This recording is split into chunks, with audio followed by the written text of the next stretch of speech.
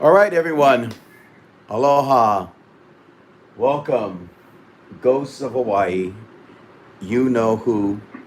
And tonight, another very special show. We're going to be talking about something that I have a very strong connection with, and I'll explain why I have a strong connection with that. Of course, tonight also we're starting at a later time, 9:30 in the evening, and that'll be to the end of October, with a few exceptions. Some of my guests have different schedules. So because of their schedules, I might have to do an 8 o'clock show here and there. Tomorrow night we have a show with night marches with Kuhao, and that'll be an 8 o'clock show. But I'm gonna try and keep it at 9:30. Lord Jubu, thank you for stopping by. Yeah, so tonight is a very interesting show because when it comes to the subject matter, and this is something that I've thought about before going on live tonight, and I thought to myself, when it comes to this topic, how can it not affect the paranormal? Hello, V. Good to meet you, if I said your name correctly. And Ed Bradley, good to see you as well. Thank you, everyone, for coming in. How can you not talk about this? This one particular subject is all encompassing. You see, when it comes to the work of the paranormal, in my opinion, it's the only way that we can possibly do this work. Of course, there might be some variations on that, and it can branch off into different school of thoughts. But anyway, let's get to the point here. Oh, thanks, and thank you for stopping by. Hi, Skippy, and everyone else. Yeah, hopefully you're new and you like the show, and I'm glad that we got some new people in here tonight. We're going to be talking about earthbound spirits, and I think, like I said, it touches everyone in this particular field. And I'm very happy to have as my guest tonight someone that I have talked to before in the past. We did a show called Living in Haunted Louisiana. Hi, Aristocat. Good to see you. And that was a very good show. I found it to be very enlightening, as I usually get these type of thoughts from our guests, and more so because it's a place I always wanted to visit. And me and Jamie talked a while about living there and stuff. But tonight we're kind of like shifting it over to earthbound spirits. And so my guest here tonight is someone who's still living, well, sort of in haunted Louisiana. And before I start with the conversation again tonight, I do have with me, and I'm going to be using this on a regular basis. I don't know if you folks can see it here for a second. See if I can put that in front of the camera there. I got my Ovilus. It's off right now. I'm going to be turning that on, and during the course of the conversation here tonight, if any word pops up that kind of connects with everything, I'll be sure to let all of you know. Joel, it's good to see you from Hawaiian Hauntings. So let us begin. I'm so excited to have her back here with me. I hope she has some coffee because I have some with me as well in case we go. Still working on my second cup now. Yo, yeah, your second cup. So in case we go on, like I don't know, till the wee hours or till we say we. Anyway, Yeah. my guest here tonight, live from Haunted Louisiana, Jamie Whitaker. Thank you for being part of the show here on Talking Ghosts on Ghosts of Hawaii. How are you doing tonight? Thank you for having me. I'm good. How are you? Yeah, staying at home sucks. Before I say anything else, let me turn It on does. let me turn on the old Ovilus here and get that wait on. Here we go. I'm gonna run mine and see if they'll talk to each Yeah, other. run. Okay, so yeah, you And run then we'll yours. run that. You run yours, and I'll run mine. And if you find any words as well that kind of may connect with our conversation tonight, just let me know. Okay. Um, Alrighty. after I turn it I on, have mine. okay, you got yours on. I'm gonna have mine turned down. Yeah, I'm gonna turn mine down too. I'm gonna just turn it on first. Here we go. Ovilus on. Okay, now I'm gonna turn the volume down, and I'm gonna just let it run.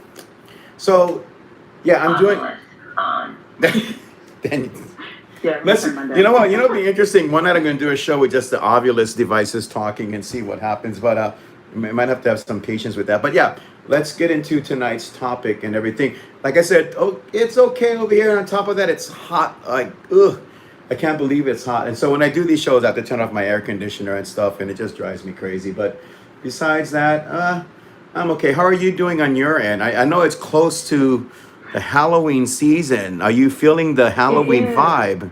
It, it's kind of weird without all of the, COVID business. So, I mean, we're doing our Halloween stuff away from everybody, but, it's kind of different because we're not going to do the trick-or-treating like we always do, and we're not having any parties that we always have and all of that. But we're, we're still having fun with it. That's good. It's not in a group. Are you putting up decorations and all that stuff?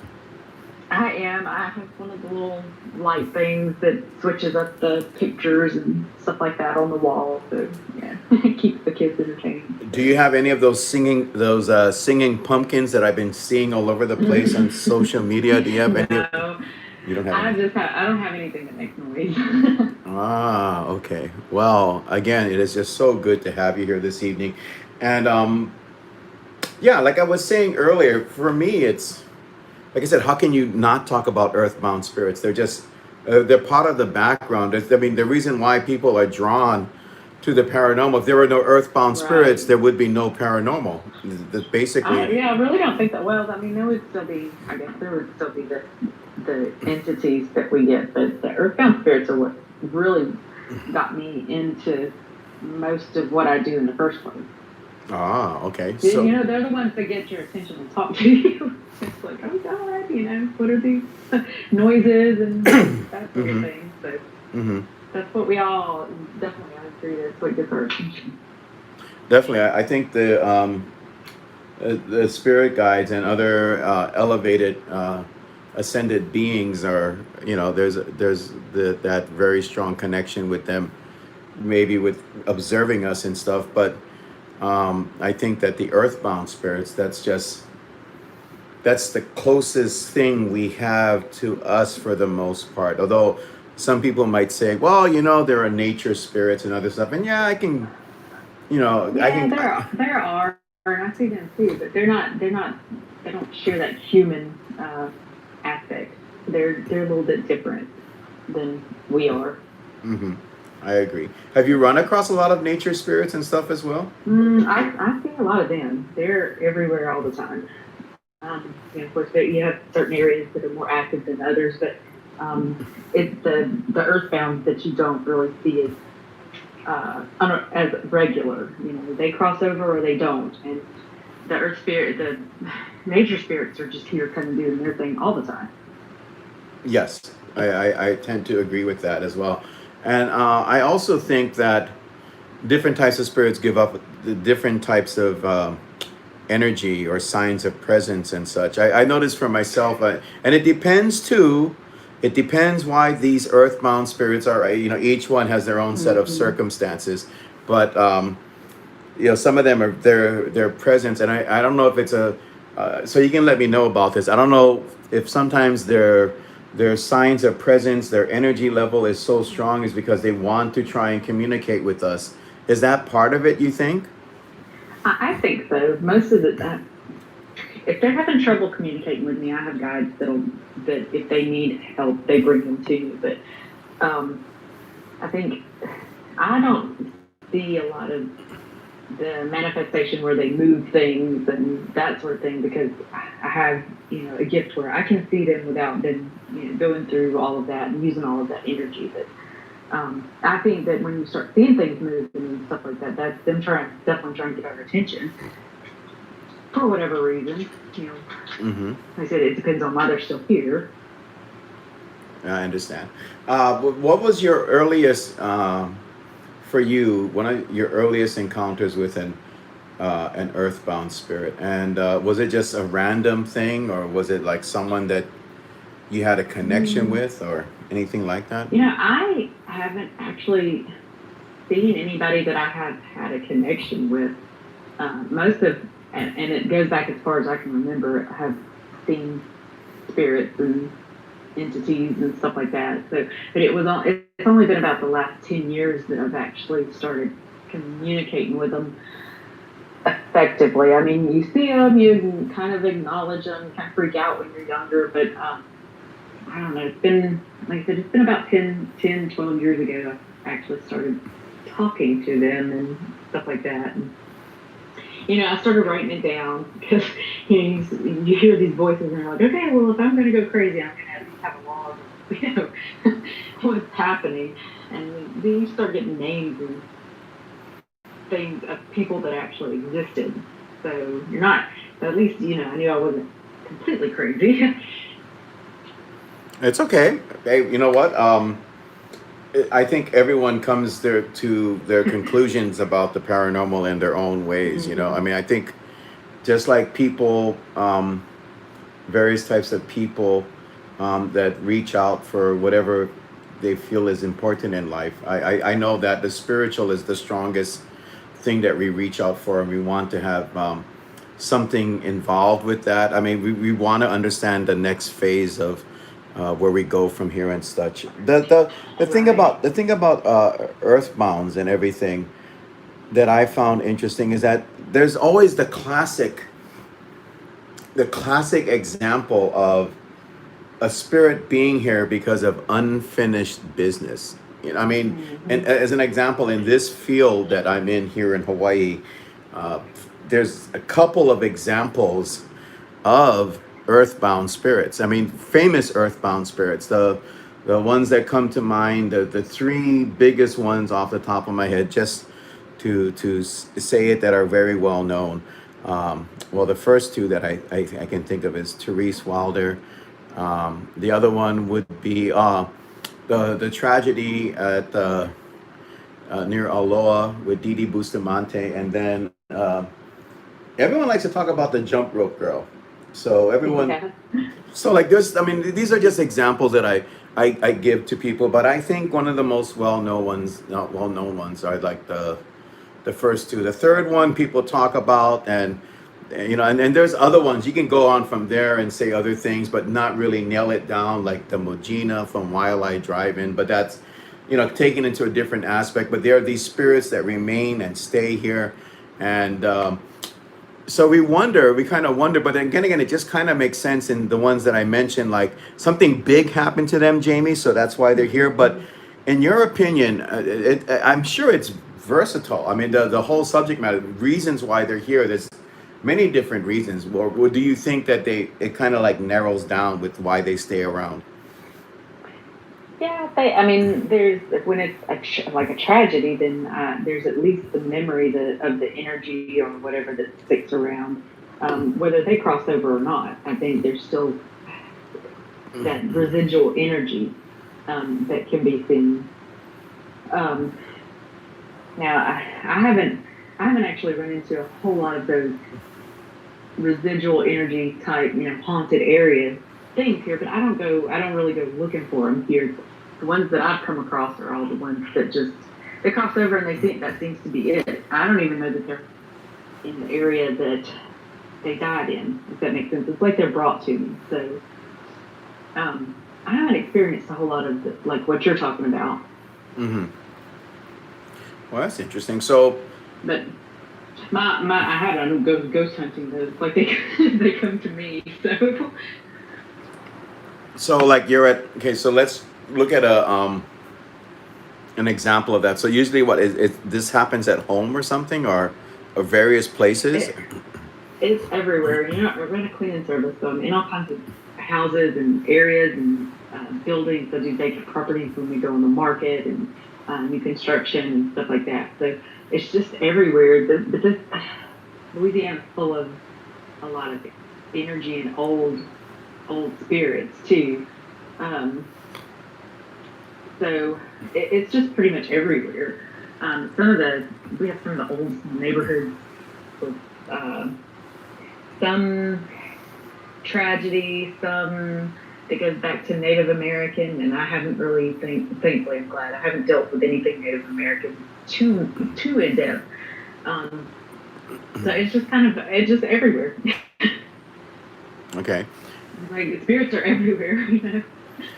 So that's interesting. I mean, when you were saying that, I could just sit here and just imagine. I mean, how many shows I could do with you just by saying, well, because you're running this business and you're going to these homes, and I mean, I've read books about haunted houses, and I lived in a haunted house myself several times, but So, what was some of the more interesting ones? And wait, before we do that, explain this process. Like you said, the guides bring them to you. So, can you kind of like give the audience an idea as to how that happens?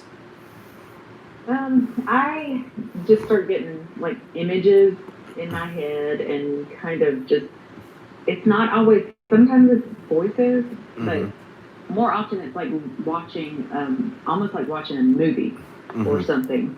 You know, at first I didn't realize what was going on, but you kind of get the idea of watching what you see, the same image going over and over and over and over. You realize there's somebody that is stuck. They can't get past whatever event has happened. Um, and then I have to sort of call in somebody else. Or every now and then there'll be somebody like a loved one that's crossed over that's trying to help them cross over.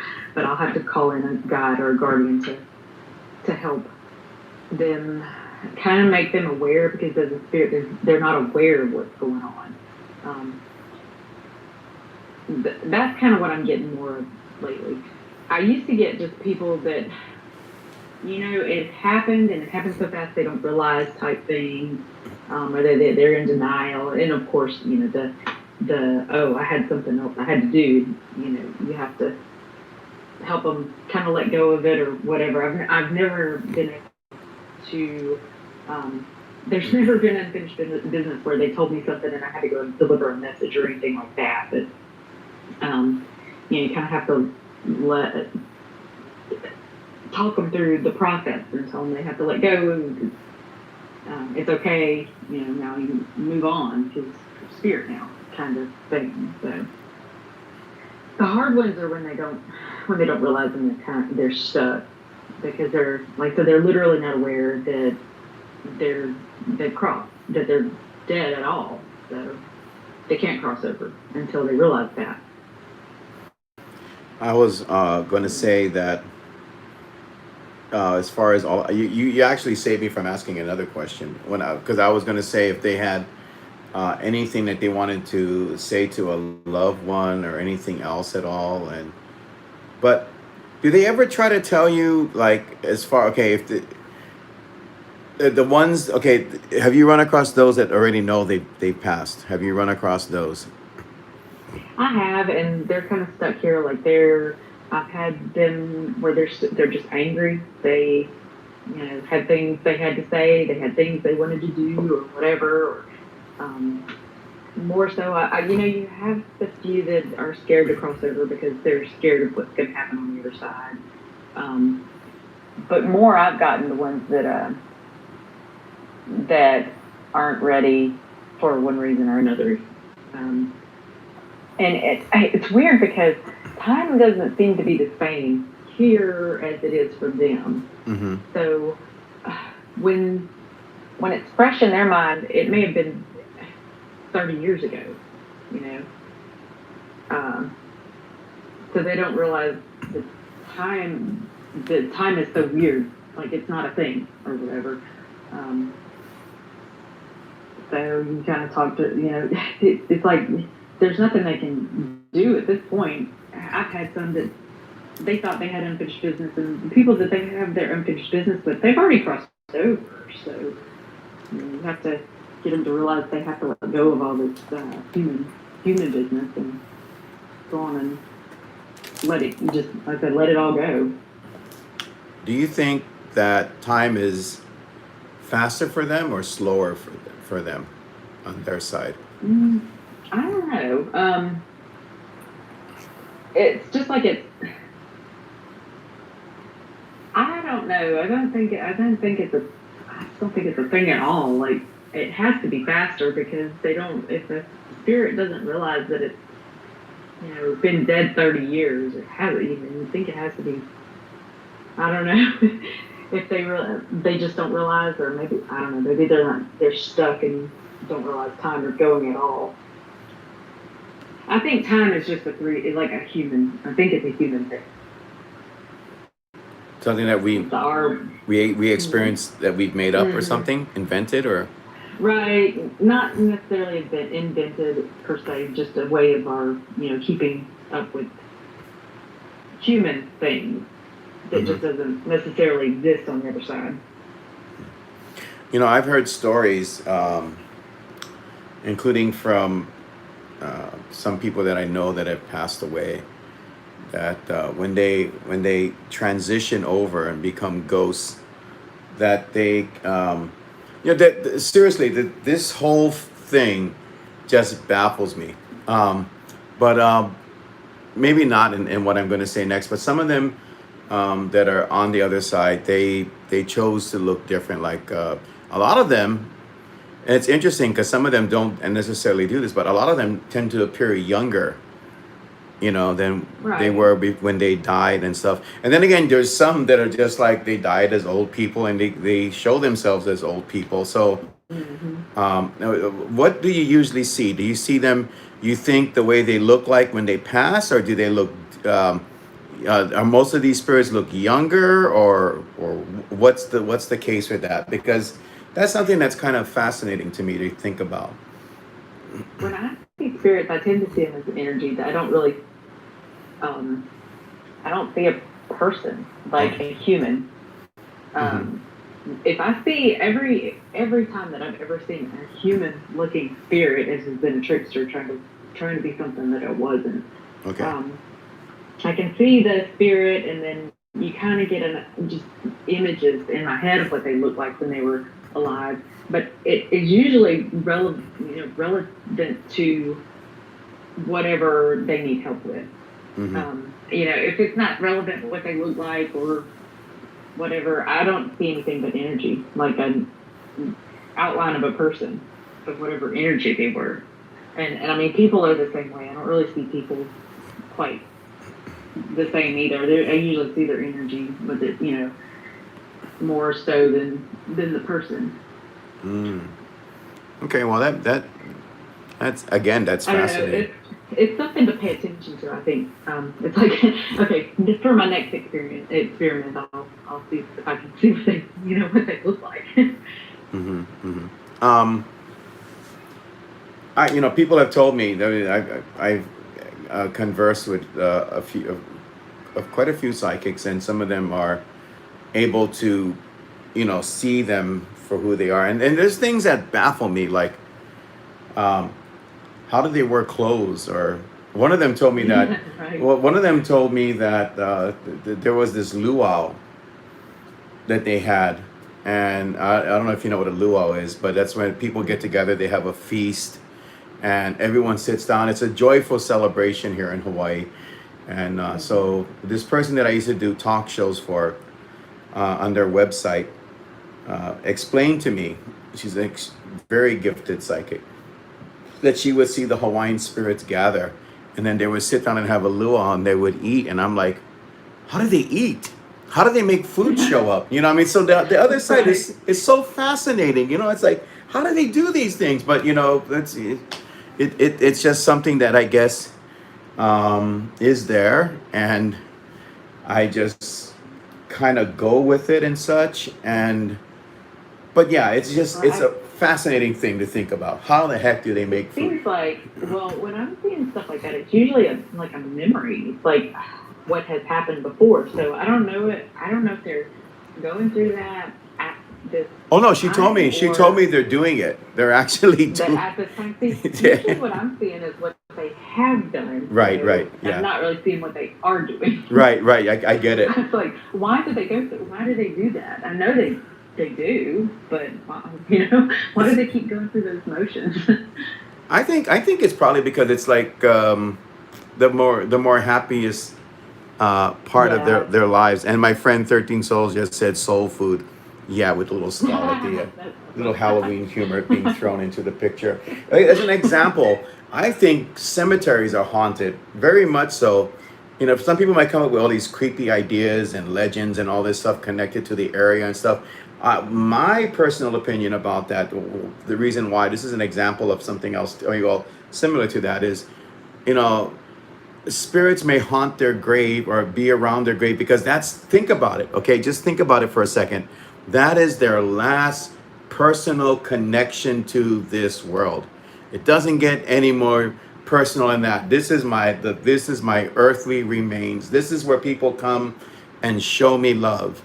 So you know what? That's a Right. very personal thing. You know, you don't get more personal than your last part of you here on Earth. So that's one of the reasons why. Not always, but one of the reasons why. And I think that it's the same. Maybe you know, now that we're talking about it, the reasons why they show themselves eating and everything too. What maybe there's a you know a spiritual catering service that we don't know about on the other side, Yeah, yeah. but they do that because it's something that they find one of the most joyful things that they had in life, and they continue to perpetuate it in some way on the other side. What do you think Well, about that? I'm gonna eat. I feel like that's gonna be what I'm gonna do when I cross over. You're gonna eat? Because that was one of my favorite things in life. It makes sense. Now, I don't know if I'm going to eat the same food. I think I want to experiment, you know, with other locations too. So maybe that's what they're doing. They're, you know, sharing other spirits, you know, their experiences with other spirits. Yeah, but do you think that that's possible though? You think that's one that they probably do it for that think so, reason? because they have whatever, you know, they have their own thing they're doing on the other side. You know, they're once they cross over, they're welcome to come back. They can come and go and do whatever. They can, all kinds of you know things they can do. They can become spirit guides, and like some of them are just spirits that help other spirits. Mm-hmm. You know, they're not. I don't. All my guides aren't necessarily like Archangel Michael or anything like that. Some of them are just you know spirits. So Mm-hmm. yeah, I don't know. Just they have jobs and stuff. Dear God, I hope my job on the other side isn't scrubbing toilets. Wow, this conversation. Like, And if I look, get to choose, please don't let that be my job. take a look at Ovilus here. And Ovilus is saying nothing to what we're saying right now. Ovilus is I'm stunned. sitting so still and quiet. Ovilus is so stunned by what we're talking about. It hasn't said a thing. It has nothing to say with the way we're carrying on with this conversation. I would like to think we're entertaining enough that they're just listening. Could very well be. And you know, again, that's interesting that on the other side, I've always thought about, in the beginning when I started working in the paranormal, I thought about all kind of things. I said like there's this paranormal universe, there's these paranormal life forms that I actually encountered something that you know, it's weird because years and years later I encountered something that I considered to be a paranormal life form. But it kind of makes sense. Like we have the physical side, including our physical universe and everything. Who's to say on the other side that there's not, you know, there's a spiritual plane and maybe a different type of spiritual universe and all these different things that are tied into it. Some of them we can probably identify with very well with what you're saying. Some of them is just like you get on the other side and you slap your forehead and go, wow, that's crazy. I never thought of it like that, you know? Mm-hmm. It could be that too. So very interesting. And sometimes I think it depends on how, you know, the spirit, how old it is and how it passed, how the person passed or whatever, you know, that sort of thing. I think depends on how they act on the other side too. So We should and just, most of mine, they always need something. So I don't have a whole lot of the old, you know, trying to haunt you and move objects and stuff like that happening to me. have you ever, in the work that you do or the experiences that you share, I mean, you can share with us, have you ever had the spirits, not so much the guides, because I know the guides are there to impart such things, but have you ever noticed any spirits trying to share a message with you personally? Yes, I'm sure. I'm trying to think of any of, and actually, I just thought of a story too that I lied. I have had spirits moving things. It's an interesting story too. No, I think that I have in one of the subdivisions that we've worked in. I think that there's a story trying to be told there, but I haven't quite gotten all of the information. I've just gotten bits and pieces, so I'm not really sure what they're trying to tell me. I've gotten flashes of images that have happened, and I've been able to help in the neighborhood with a few things, but I feel like that particular neighborhood, I may have somebody trying to tell me something, but I can't understand them yet. like, I don't know what you're trying to tell me.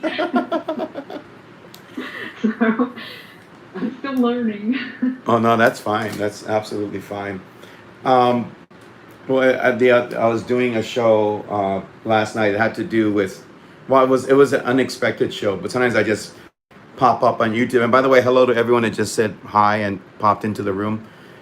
So I just went and did a YouTube last night, and it had to do with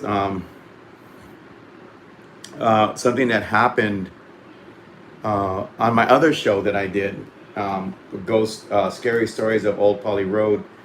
And you go through these instances where things kind of pop up, like you said. I mean, in some cases you kind of try to figure out where the connection may be. Sometimes it's a bit harder to figure out, and it's just something that I think we're either willing to do or we just don't want to deal with. Like an example with my friend who had his experiences at Old Poly Road, very terrifying stuff.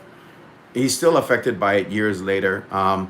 Snippets of experiences that happen that you can, hopefully tie together and try to figure out it. But then sometimes it's just so, it's just so different. Each one of these things are different. But, during the course of that show, there's a show that I'm doing that's coming up called Inogami. For those that aren't familiar with that has to do with a Japanese spirit, a dog demon, and I'll go into detail with the show once I do it.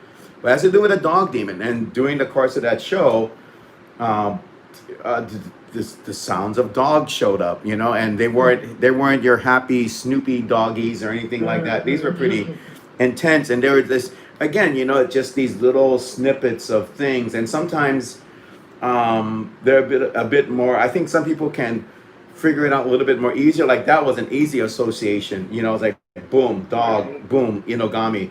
But yeah, you get these other ones too. I know that because I think like when we go out in investigations with like Joe Punohu and stuff like that, different things happen. Like sometimes you'll get like a smell, or something else will happen. A sensation will happen. One of the things that I don't know if you ever experienced this, Jamie, but have you ever had a ghost touch you?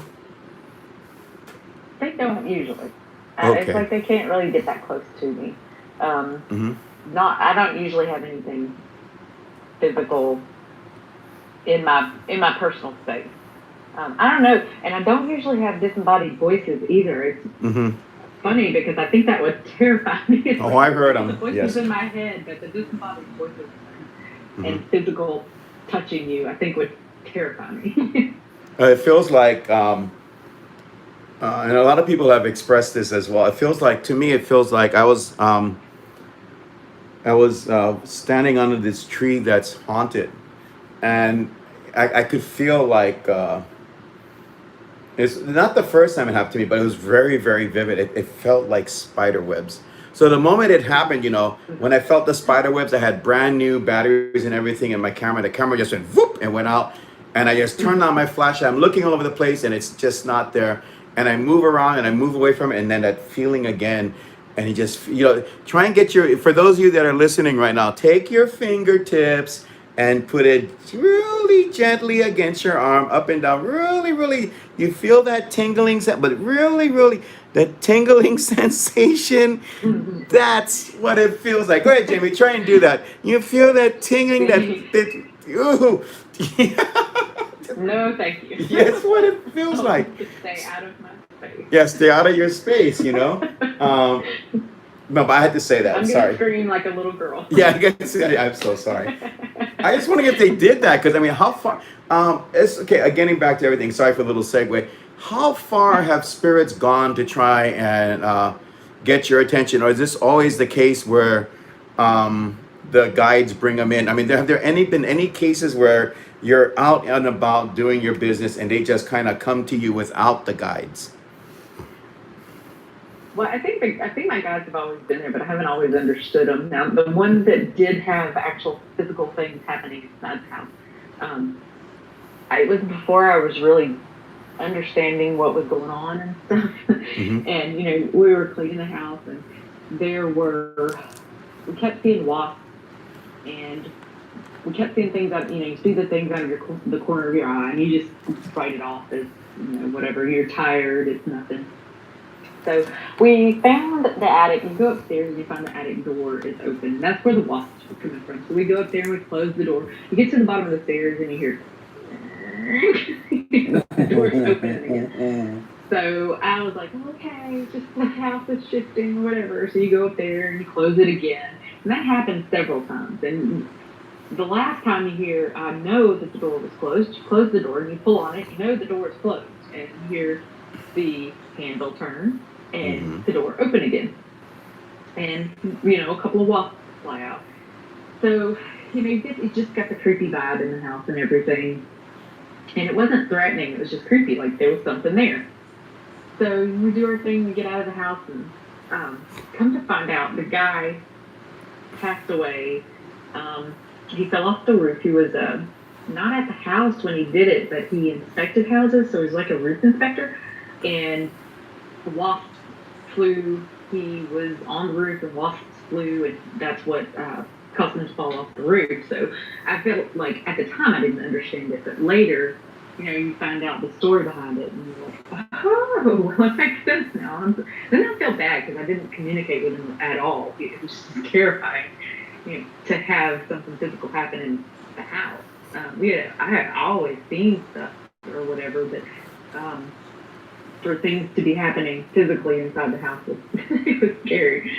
I don't think it was a scary thing, but it seemed scary at the time. So, But I didn't have any of my guys. I guess I'm sure that they were there, but I just wasn't at the time. I didn't understand any of it. Interesting. I know that a friend of mine who passed away, speaking of which, and bless you, my friend, I hope you're doing good on the other side. But he told me, everyone knows him. I'm not mentioning his name right now. But he told me that one of the things that got him involved in the paranormal was the fact that he actually had this manifestation take place in his home. And I kind of wonder if spirits can manipulate, things to happen to get your attention, besides just the classic, oh, I'm going to knock a cup over or something. They can actually, it's more extensive. And this is the scary stuff. So all you people that love Halloween, you're probably going to go, ooh. But he said that there was like manifestations of flies, and not just like a few of them, like manifestation, like at the window, a whole bunch of them just covering the window. And usually that kind of like goes into the realm of the real hardcore side of the paranormal. But yeah. So I kind of wonder about that, if we kind of like they can do that as well, or like like you said in that situation. Correct me if I'm wrong. So that's like a way of saying, hey, this is my circumstance. This is what happened to me, and that's how. And we didn't understand it. We all felt it. We all felt like something was there. We all saw things out of the corner of our eyes the whole time we were there, but we weren't paying attention to it. We were, just writing it off as nothing. And then the door starts opening and stuff. Like I said, the wasps fly out. And I mean, it's Louisiana. Of course, there are wasps in the attic. So we didn't even think of anything about that until the whole story about how he passed. And then it's just like, oh, that's creepy. Oh, yeah, it is. Ooh. Yeah, it's like that was him trying to communicate. And then I felt bad because I was not trying to listen to him, Question for you. There's another thing that's a classic when it comes to spirits. And I wondered about this myself for like haunted houses or buildings and such. More for homes, though. Why in the world? Actually, I think I have an idea why that, but I'm going to present it to you first. Why in the world do you think there's so many stories of earthbound spirits or ghosts, either in the attic or in the basement? So your impressions first, and then we'll see if it matches mine. Go ahead.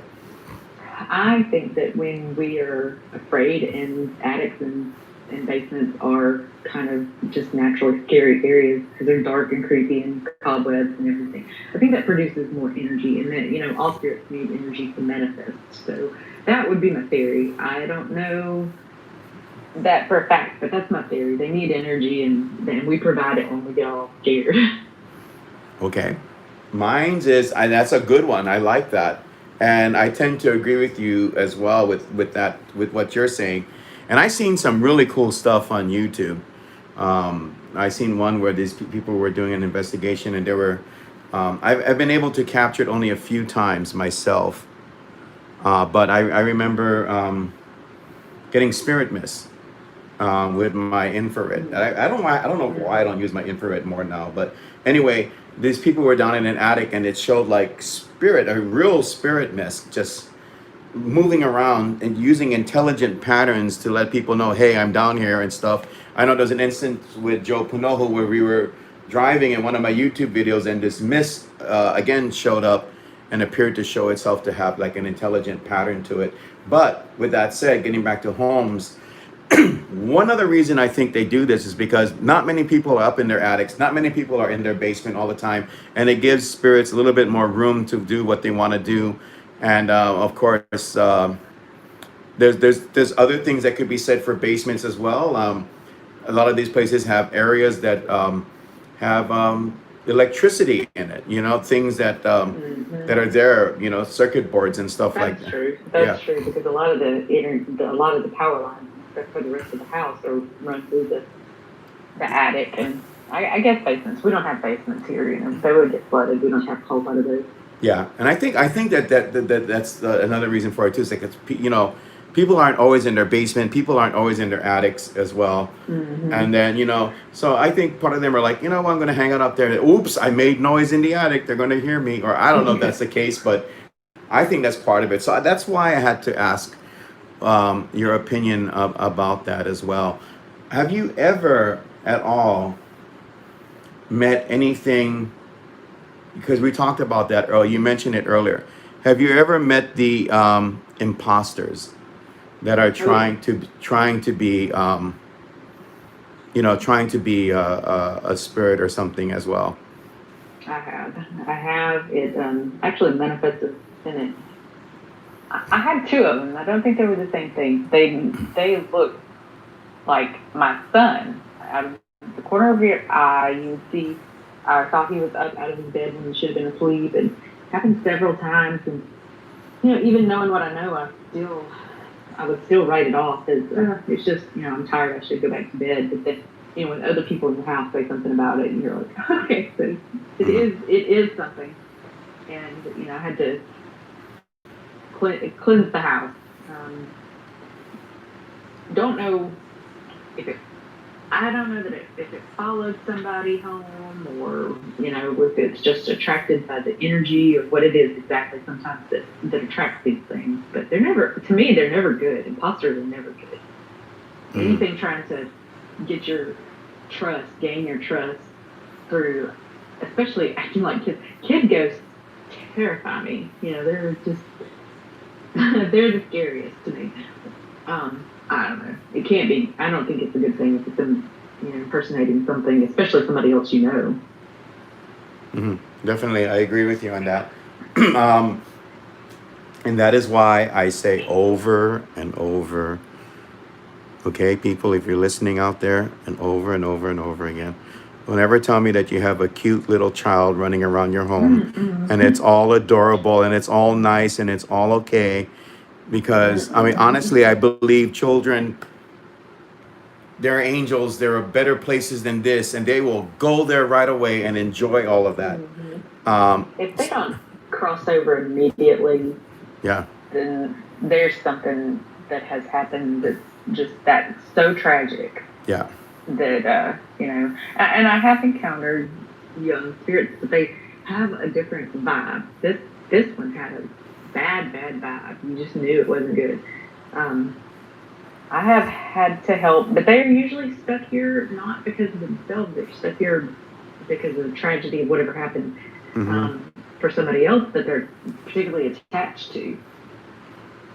When they're not the bad spirits, but what I encountered, I don't think it was a spirit. It definitely wasn't like a living one that was impersonator. And like I said, I think it's there have been a couple of them. Either one of them were never really actual human spirits.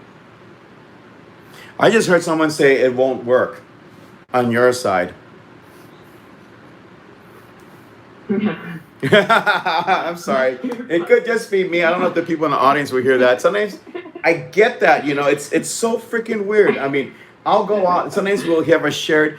Spirits are weird like that. Like we'll go out and we'll all hear something at once, and then it's not just me. Someone else will like, did you hear that? I was like, no, but I just heard that just now. I heard it won't work. It was male. What won't? Oh wait, someone else heard it. Someone else heard it. I didn't hear it. Momilani heard. Obaki, I heard it. Oh, someone else heard it too. Two people heard it won't work. Let's see what Ovulus is saying. Jamie, turn to your Ovulus right now. Okay, Is this nothing? My Okay, Ovilus nothing. has actually started talking. What's it said? Mine hasn't said anything. It won't work. It makes sense. Okay, go on. I've got beware, fog, data, special, tail, bill, fork, guy. Okay, wait, one more time. Go ahead, say it again. Beware, fog, data, special, tail, wheel, fork, guy. Okay, which one makes sense? Did any of them make sense at all, or Not really. okay? It It's won't. pretty random. Someone said it won't work. It God. won't work. I don't know. Someone on your end. Your end is coming on your side. It's just, oh, that is so funny. Oh my God, that's happened once in a while.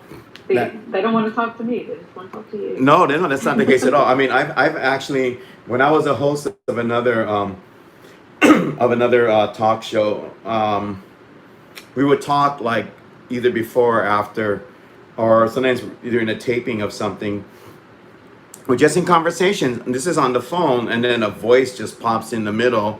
I don't know if it just wants to be like the referee or whatever the case. But yeah, and something, Jamie, I've done back in those days. I remember one time. I don't want anyone ever interviewing me, by the way. But anyway, so one time I was sitting in a graveyard, and we're doing a show, and next to me was this tree where supposedly someone had committed suicide. And as we were talking, something just jumped out of the tree. It's just like, like what a human being would do. And you can hear like that sound, the weight of the sound. And I tell you, it's just like, end the show now. I'm not going to interview whatever came out of the tree. So, but they do interfere. So I think that's what happened just now. And no, I did not delete anyone's what anyone said. They probably did it by themselves. Whoever is out there talking. And sorry, if you folks have any questions at all, please feel free to talk amongst yourselves. And hello to everyone that came in. But you can ask questions towards the end of the interview and everything. But that was, it won't work. I don't understand what that means. But I don't know. Maybe the ovulus doesn't work. Yeah, maybe that could. I was just saying that earlier too. Through the ovulus, and they don't know how. Mine's isn't working. Well, it's not doing anything right now. Let me turn it off and back on again. Okay, it's on. That was wild. We had to pause there.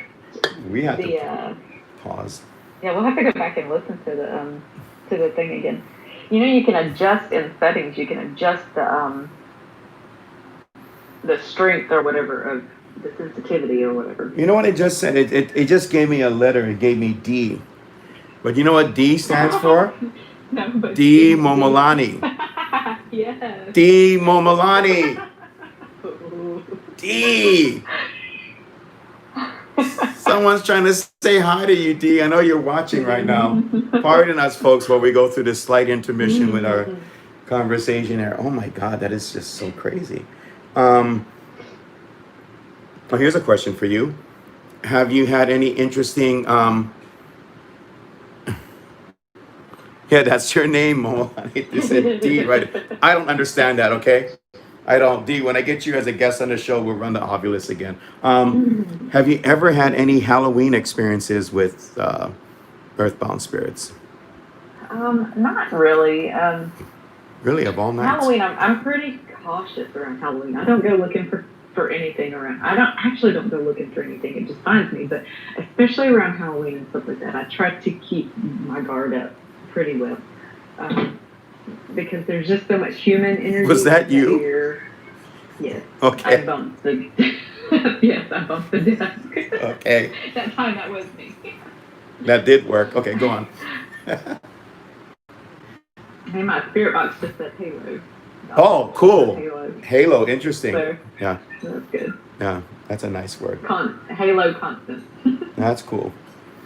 But you keep your shield up and everything. It just seems I like. do because it's. Go ahead. It feels like a lot of negative, not negative, but there's so many people looking to be spooked that it puts that energy out there, and I don't need all that. I don't need that kind of thing in my life. Mm-hmm. So I keep my guard up pretty well around Halloween. So and I have kids, so we're usually doing kids stuff. I don't really need that stuff around either. Around them. So. Do you think that it's here's another question. Do you actually believe that October or getting near October, that activity actually picks up at times? I do, and I don't know if it has anything to do necessarily with Halloween or just that we put that energy into it, Mm-hmm. But that I don't know if it's the season itself in specific. Like, would the same thing happen if we didn't put all that energy into it? I don't know. But it does. I mean, there are lots of things, but we're looking for lots of things. So. Mm-hmm. I just kind of like wonder because I know for like myself and a few other people that have worked in the field that usually around August. August is actually here in Hawaii.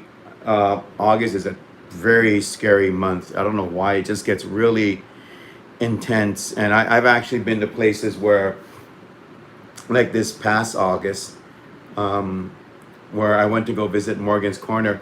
And the moment I stepped out of the car, boom, I started hearing chanting.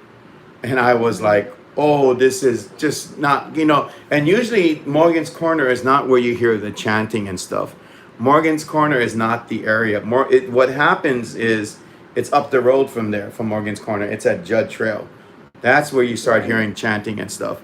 But, and there's been other examples I won't go into right now, but from August on up to like October, it gets really, really just active for some reason. It does. So I just don't know. But August is Ghost Month in Asia. Thank you very much.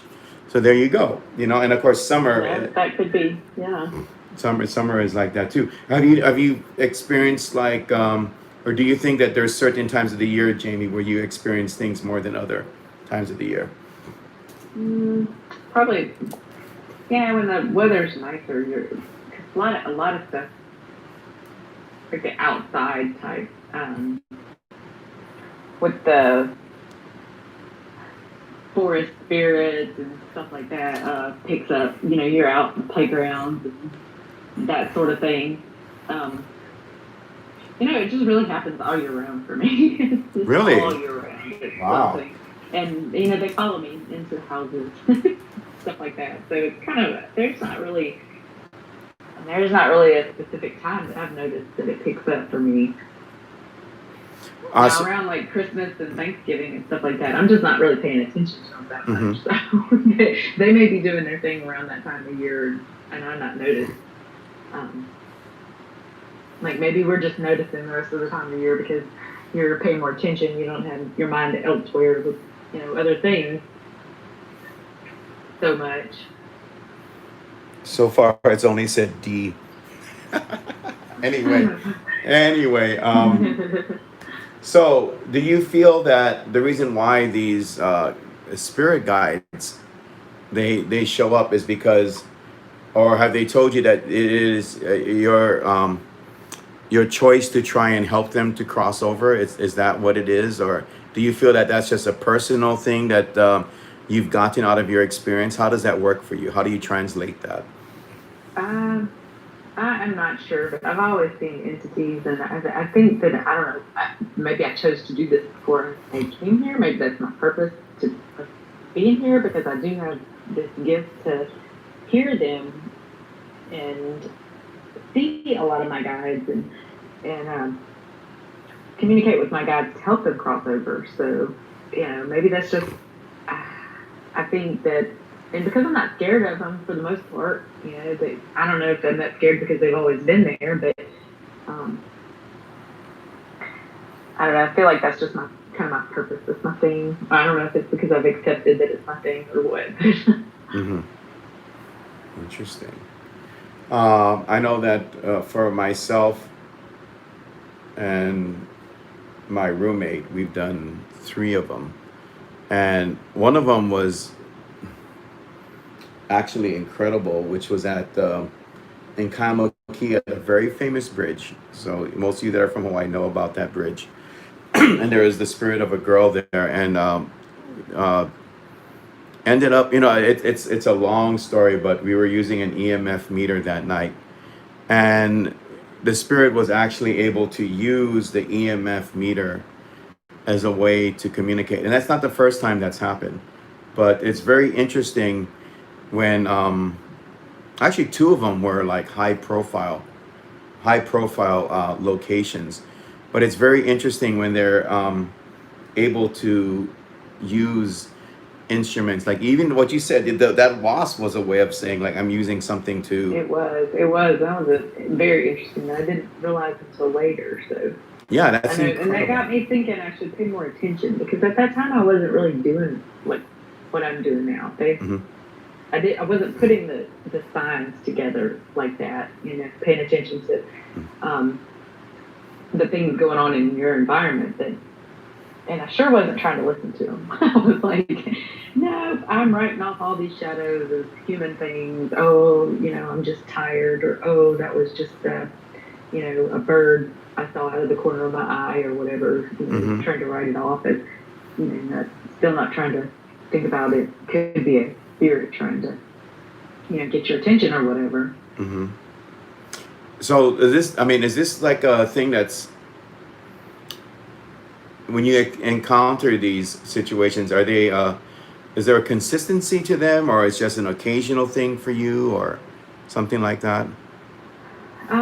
It's like that's not as much as it used to be. It used to be constant. There for a couple of years, it was just constant. When I started writing it down and started putting it together, that it was a little bit more than um, just coincidences.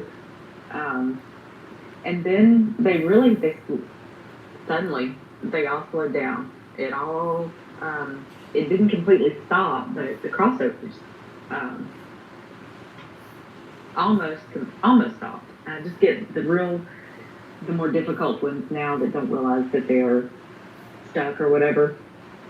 But there for a long time, it was just a whole bunch of them all the time. Now I started working with the spirit guides more and negative entities and that kind of stuff.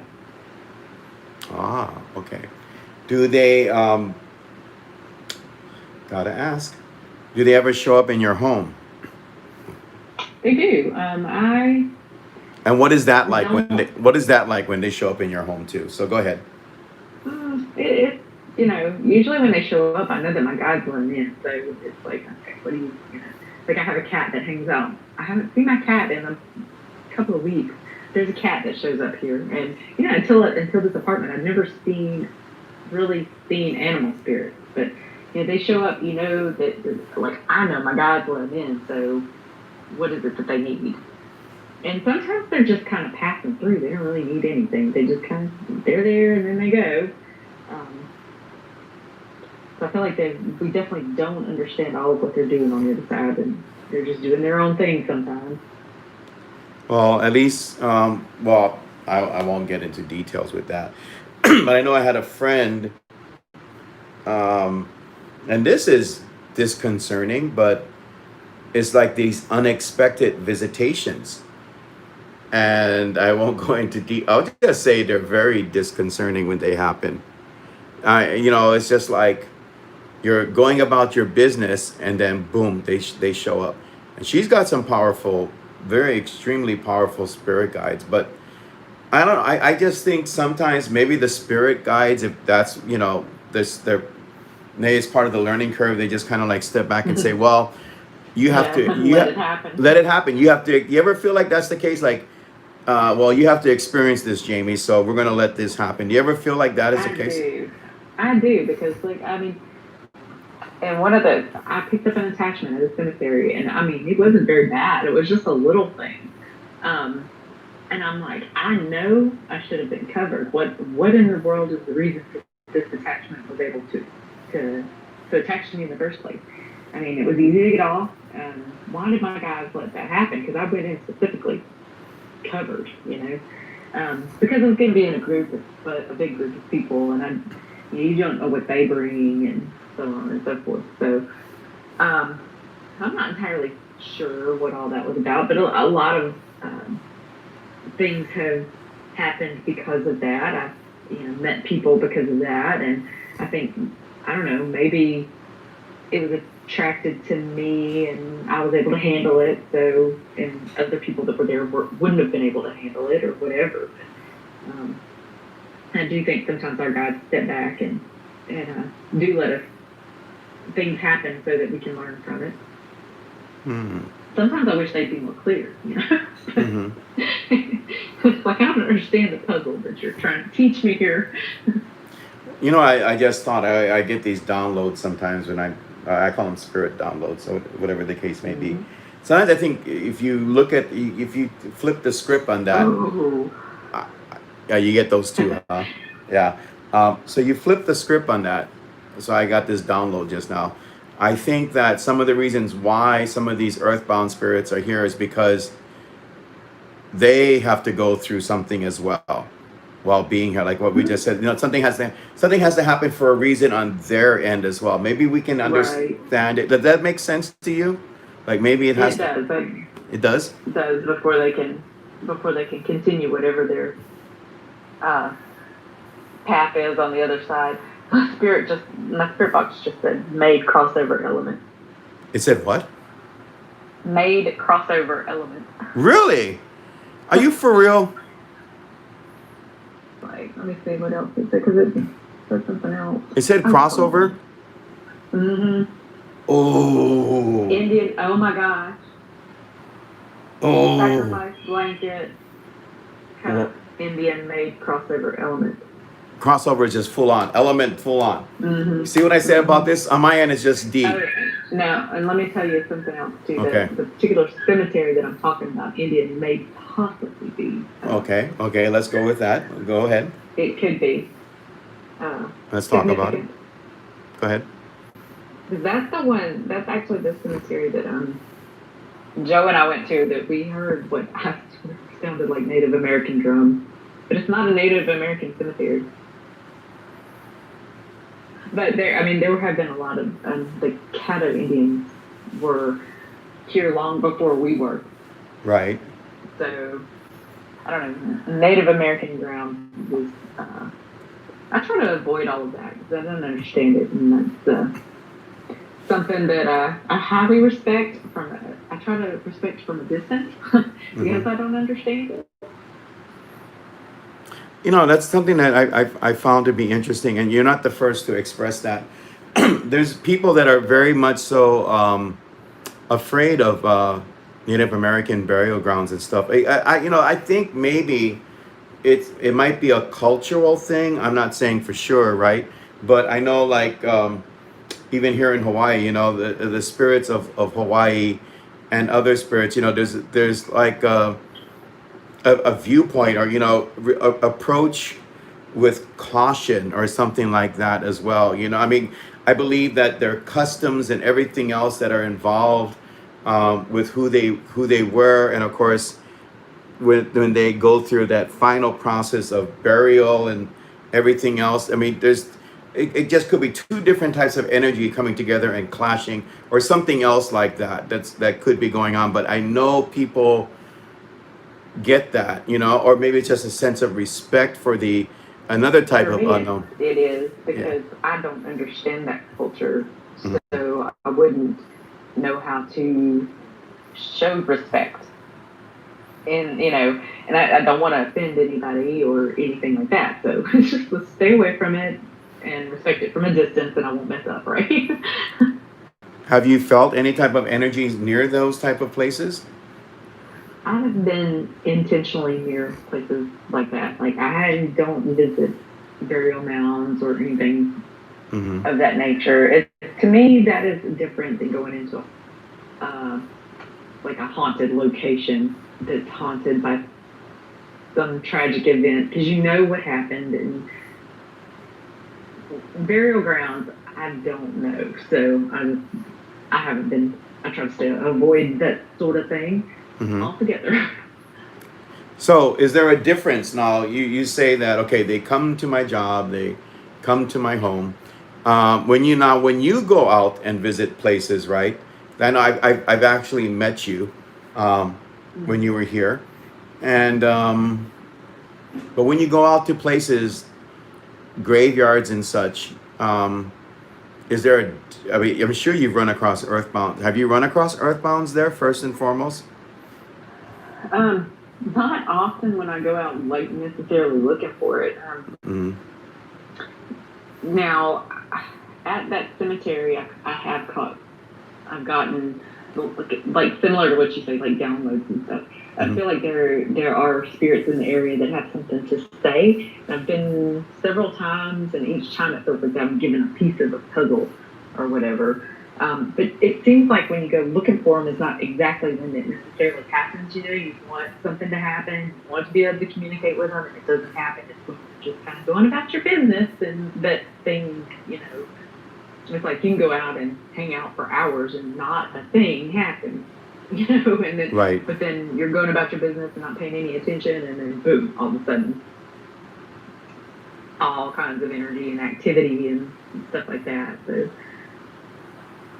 I don't really go out, especially cemeteries. I don't go looking for stuff in cemeteries very often. I can tell you firsthand that even if and I've had very interesting experiences. Like I know one time I was in this one cemetery, extremely old cemetery, and I saw like one of them pop up, and they were wearing clothes from like the 1800s. I was like, okay, now that's impressive because there's a connection there.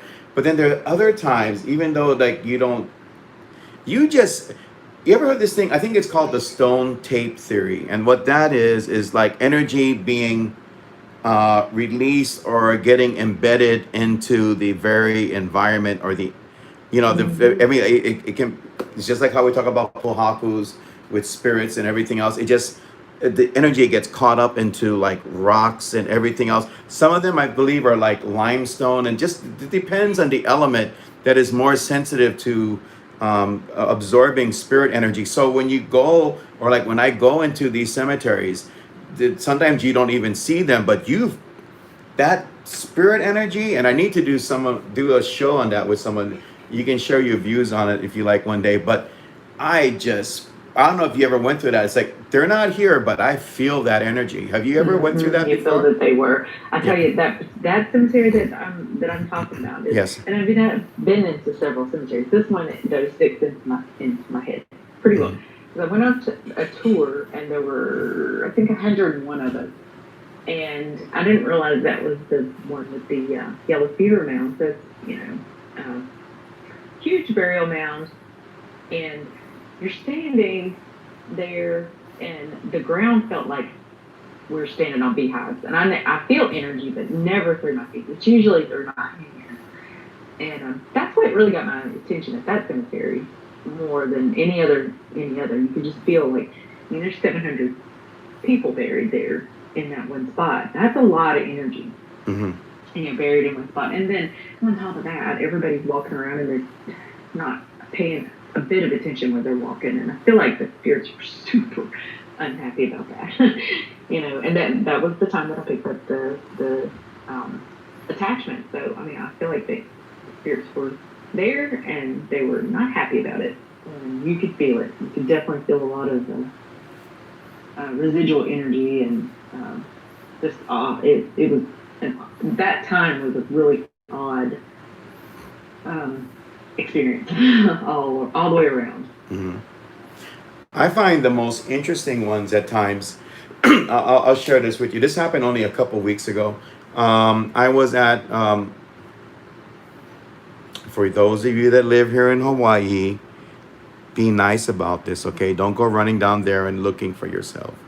But I went to a Target in Kailua, and I was waiting for my phone to get repaired.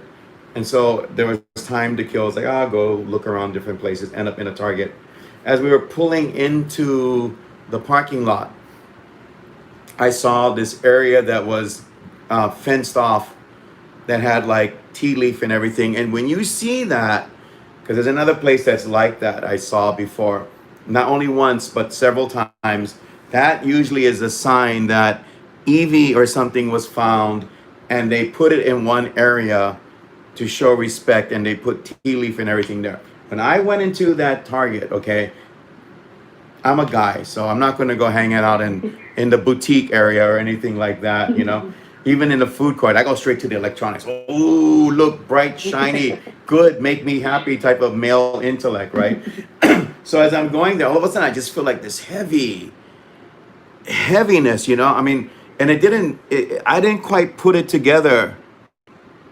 Yeah, see, bingo. See, Joe said something right there. Boom, and I didn't know at all, nothing.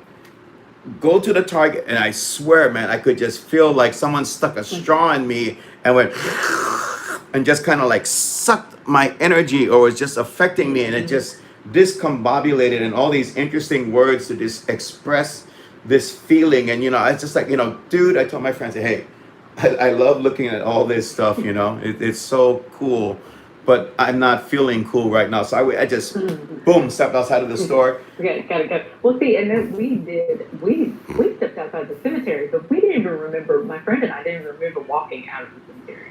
Next thing we know, we're looking at our friends on the other side of the fence, going, "How in the world did we even step outside the cemetery?" There you go. It was the weirdest experience, and it was there were tons of 700 people buried there, and all of these other people just walking around disrespecting the area, and it was just weird vibes that time. And you can feel it too. And you can feel the vibes, the unhappy spirits. Oh, let's hear what Joe has to say here. Hold on 1 second. So let's everything on pause because it was a lengthy thing that Joe said.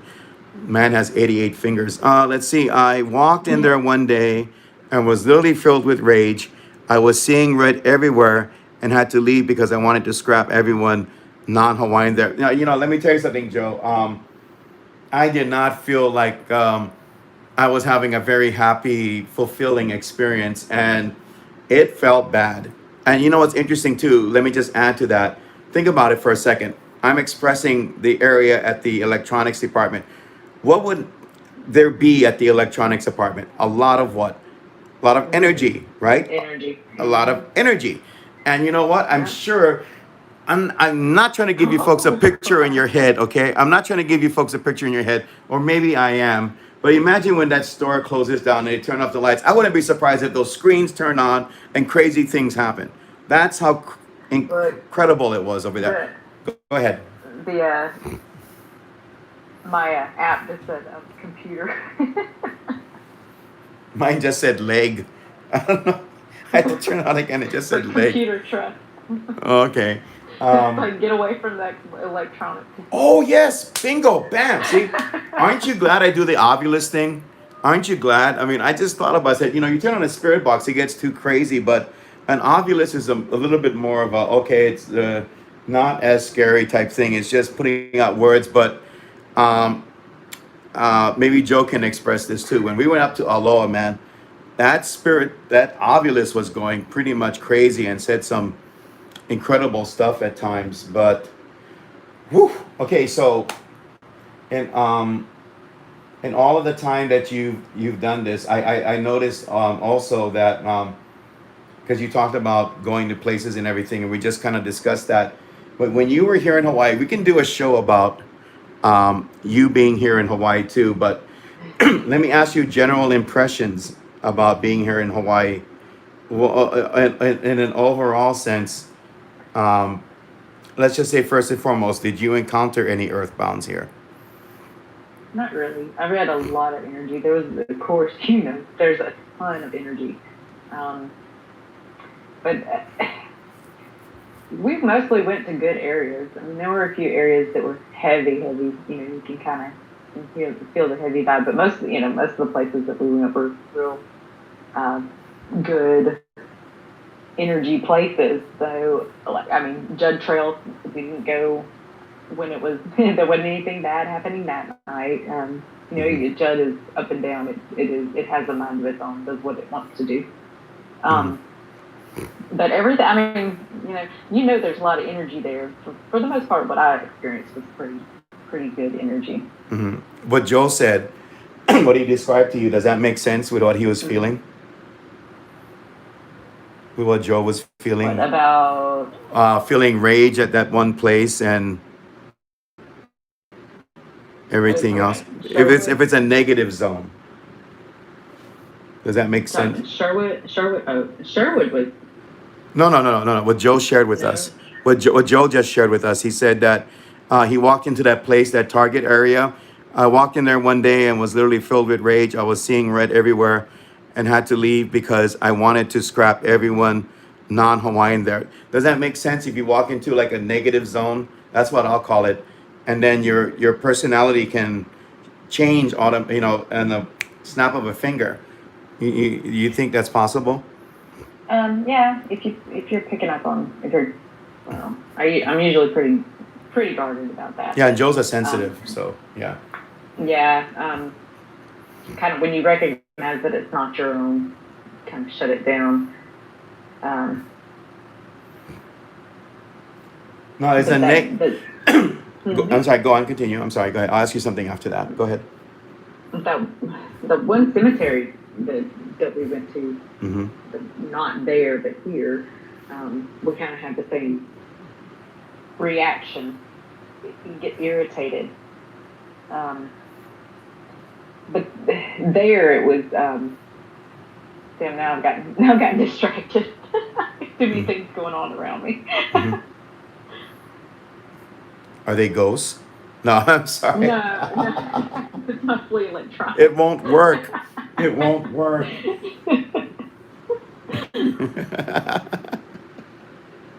No, but one of the areas that we did go there, I believe was Sherwood, that you could feel that was the only area that felt, I don't know, mostly what I picked up on was sadness,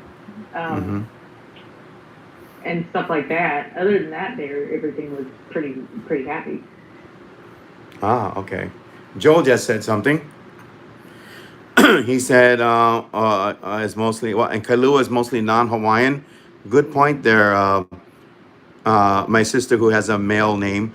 And hi, Ozzy. Good to see you, Ozzy Tiger. Again, sorry, folks. I can't keep up with everything because I'm doing this. But when you get like real lengthy stuff, it catches my eye. You like scrap when you go to that one too, sis? Okay. Or see, it's really weird at that place. It's really weird at that Target. Let me tell you, I don't think you should go there for holiday shopping unless you want to, buy stuff with, the evil thoughts in your head. But anyway, I feel like some of the spirits there were mad and went through me. It was weird rage. It isn't a feeling I feel very, again, okay, negative zones. As I keep doing this show, I keep getting more ideas to do these different things. But negative zones, are they basically places that are just, I have this theory, Jamie, and I talked about it before, the bad places. There are these places that are just bad. It's for some reason or another. And I was talking,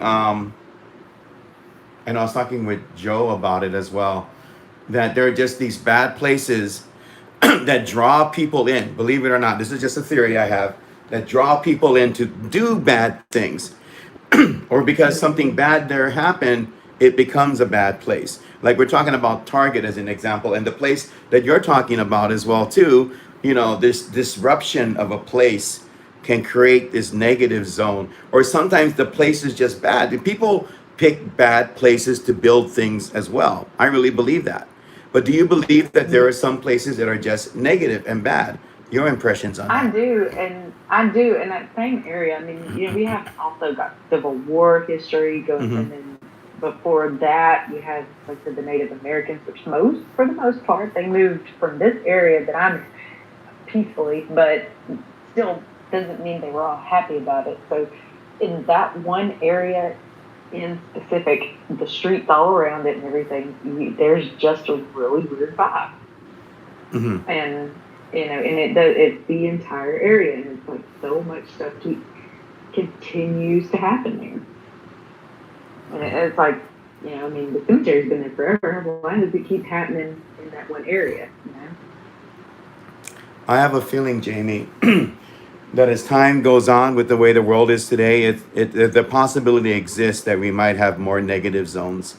I just, unfortunately, I just feel it's just, just a natural fact of life that we're going to see these Yeah. places pop up. And then, like, 100, 200 years in the future, someone's going to say, they're going to repeat the cycle. Like, so what do you think? Are there these negative zones? Like, yes, we talked about this with Jamie Whitaker 200 years before, and other people. So, but yeah, I mean, and I think some of this affects hauntings. Do you think, here's a question for you as I get another spiritual download. Do you think negative zones can affect spirit activities? Like what Joe said at that Target, he was affected by a place, right? And we're still in the physical world. Do you think spirits can be affected by negative zones and stuff? I think sometimes, yes, it's like they're attracted to it, for whatever reason. And then they kind of get stuck there, whether they're stuck there because they want to be, or they're stuck there because they're trapped there, or for whatever reason. Um, there's a lot of activity in some certain negative areas, and it's not always the same type of spirit. So it's not like you could say, oh, well, okay, you have this, 700 people here. It's not all those people from that burial mound. And Hmm. their children seen playing in that cemetery. Which, again, I'm not looking for those children in the cemetery at night. No, no, it won't work. Sorry. It won't Oh, work. they're happy. No, thank you. It won't work. No, Mm-mm. I agree with you on that. And then the Native American drums, that threw me for a loop. I wasn't expecting that at that cemetery. So it's just completely different from what I was expecting. Hmm. That's all sorts of different over hundreds of years in that one area. You've talked about crossovers, and these spirits that have these problems and such with whatever keeps them on the physical level. Have any of them come back and thanked you or anything like that, or when they go, it's just like that's it? And if they don't come back, I think it's a great thing because there's Yeah, I don't something think good. I've seen any of them ever again, really. Um, they just kind of they're crossover, and that's that. As far as so far. Mm-hmm. Mm-hmm. Wow. Give me an idea of what these spirit guides. Have you ever okay? Do they just kind of show up and say, "Hey, listen," or whatever the case? Like, there is this spirit here, or they say that this guide brought me. But have you ever conversed with these guides as well? Have you? Um, what kind of relationship do you have with them? Usually, I just start getting. I can feel their emotions, and like I said, it's kind of like you feel the emotions, and then you sort of see, like watching a film or something.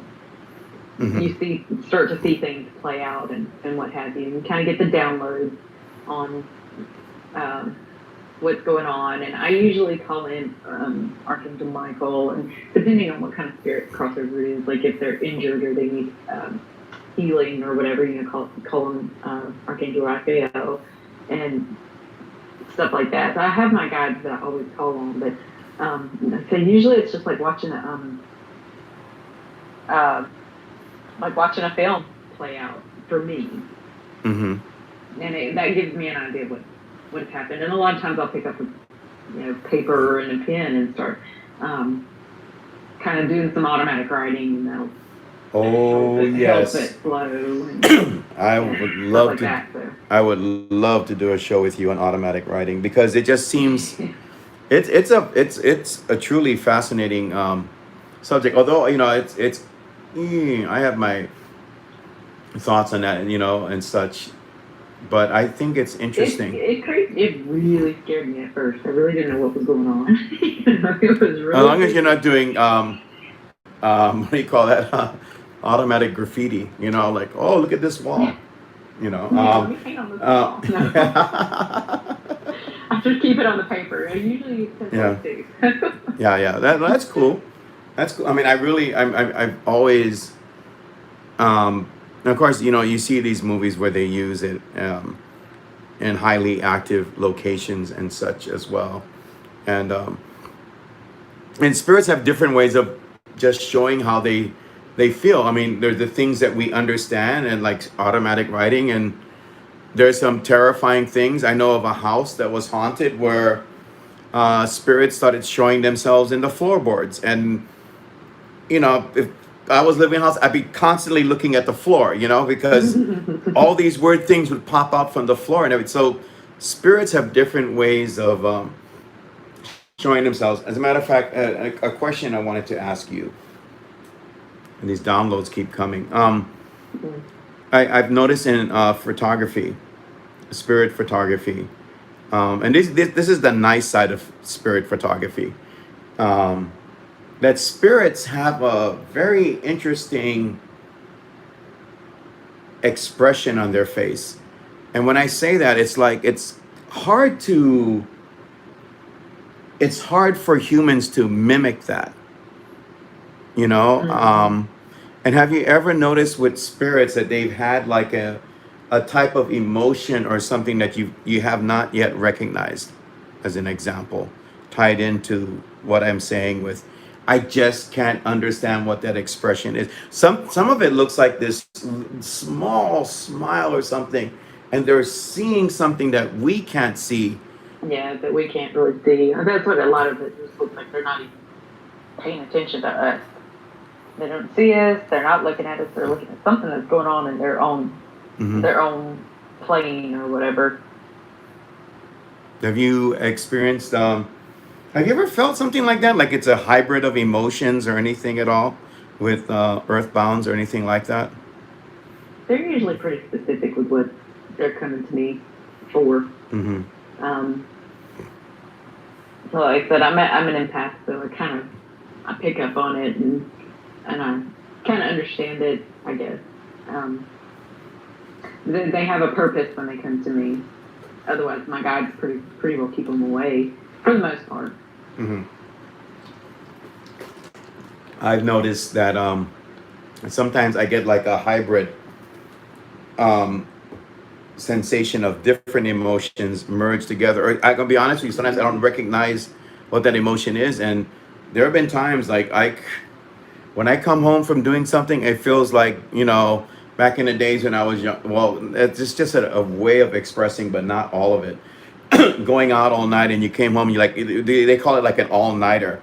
It's like an all-nighter that you went out on a bend or whatever you want to call it, and you came home and you feel like you did a lot of stuff, but at the same time, you kind of have to like shake off all the odd things, like the odd emotions and all these other things that have happened, and so that's what I was trying to say. That sometimes I just feel a bit off. Have you ever felt a bit off when you've encountered You them? gotta kind of ground yourself and get rid of everything that you know it's not yours. Have you ever felt that way with Yeah.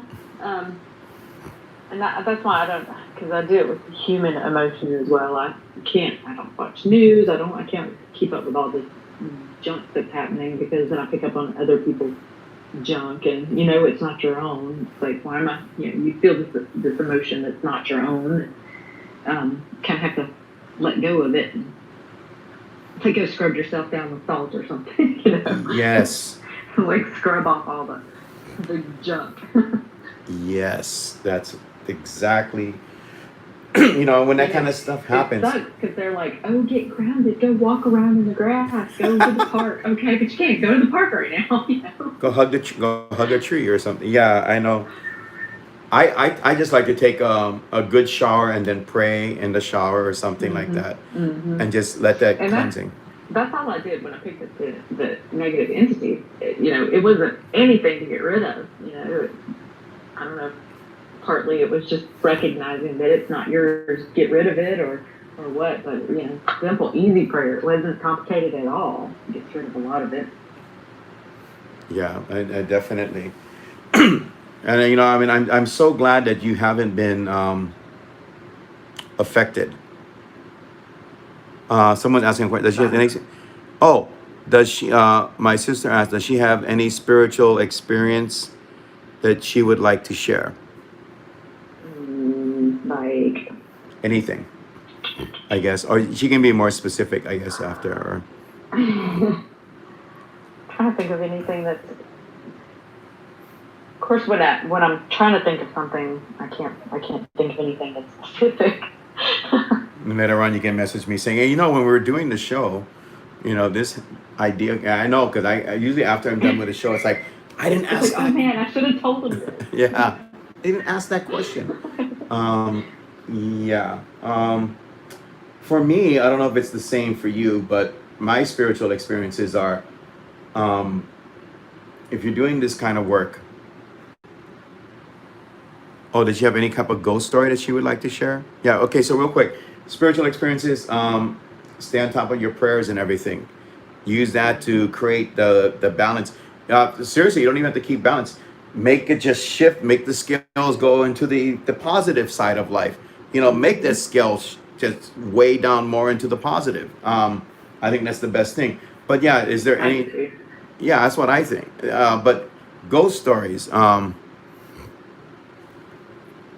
Ghost stories. I don't know. Let's I see. I've had ghost stories from my experiences, but Yeah, I have lots of experiences. Let me see if I can think of one that's interesting. Let's see. Like, okay, one of the neighborhoods that I lived in, and I think I posted. I might have posted about this. I was thinking about posting this. I haven't. I should post this. I've got a picture and everything. I was going to look at a house in back where I used to live, and so I had my GPS going and everything. So I knew the neighborhood and I had an idea where I was going, but I had the streets kind of cut into one another and change names and all of that around here. So I had the GPS going and I was just drawn to this one particular street. I turned down the street and I stopped in the middle of the road because it was like, uh, just a lot of energy. You could just feel almost like it was pushing me. And there's so much energy. Like I had my hands on the steering wheel, and you could just feel it come through your hand. Um, like I was gripping the steering wheel so hard, my fingers were sore. And not that wasn't scary or anything. It was like I said, it was literally pushing me.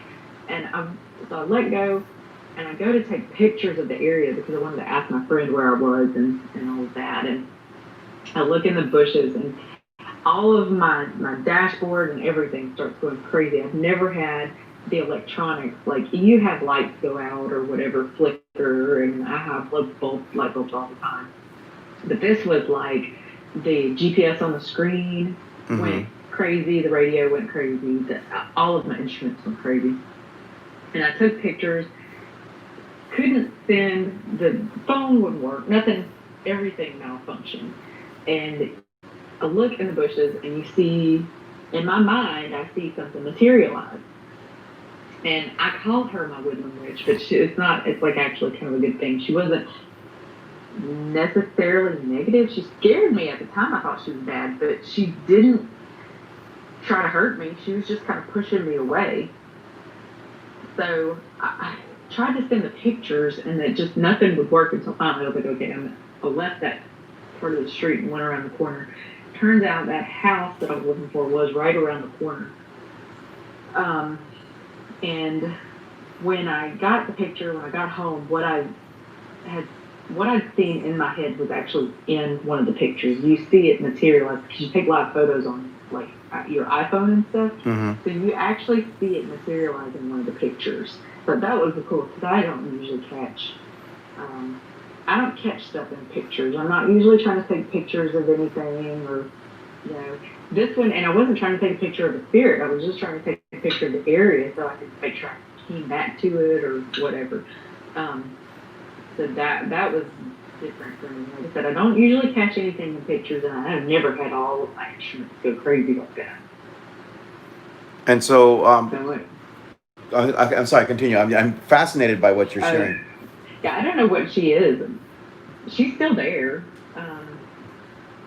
But I went back and I apologized because I was kind of rude because, you know, like it freaked me out and I didn't know what she was. But like I said, she wasn't trying to hurt me or anything. So, you know, I went back and I apologized because I was like, I felt like I was a little bit rude. She just was trying to get me out of her area. She didn't want me in her area for whatever reason. Now, do you think that the reason why she was doing that is because she knew that you could recognize spirits and such? Is that the reason why? And then she just, you know how some people want to have privacy, right? It's like, I really don't want, I can imagine how a spirit tries to get privacy if they're earthbound or whatever, you know, I mean, especially in this day and age where so many people are like so interested in the paranormal. And that's why sometimes I don't really divulge places because, you know, people are going to, especially this time of year, people are going to show up and go looking around and stuff. But you think, that particular area, she feels like she's kind of maybe some kind of guardian in the area. She just really didn't want people in her area, and this whole neighborhood's been built on top of the area.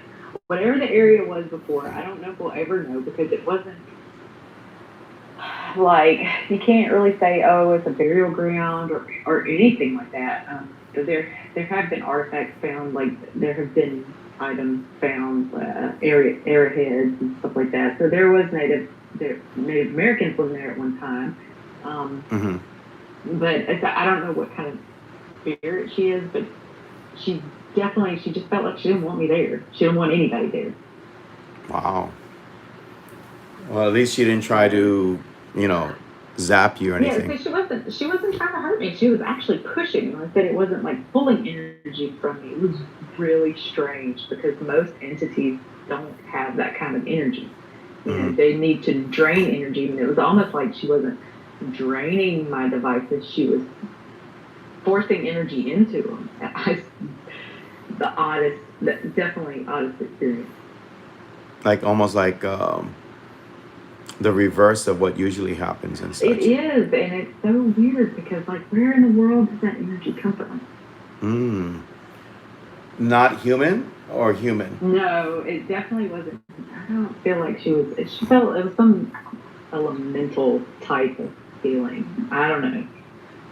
And the area has its own vibe too. So I don't know where the energy that they draw from in that area. I'm not sure. I don't know about ley lines. Possibly, maybe, I don't know. But I mean, the Red River is not that far from it. So I mean, they could be getting their own, you know, energy from the river for all I know. So, do you have okay? So, let's say like someone will watch this show in the future, and they may encounter earthbounds themselves. You have any type of oh, and my sister's going to bed, and she said, "Thank you so much. Good night, sis. You're welcome. Take care. Thank you for stopping by. Love you lots." Do you have any type of advice for people that may encounter earthbound spirits? I mean, I know everyone has their own way of encountering or there's similarities, but what would you advise people to do if they encounter them? I don't think people should freak out the way they do. They should just, you know, be respectful and calm about it. You know, they were here at one time. They were people just like us. So, you know, I mean, they've gone to the next level that we're all going to go to. So just kind of settle down and be respectful and see what do they need, you know? Yeah. Obviously, they're showing themselves for some reason. Yes.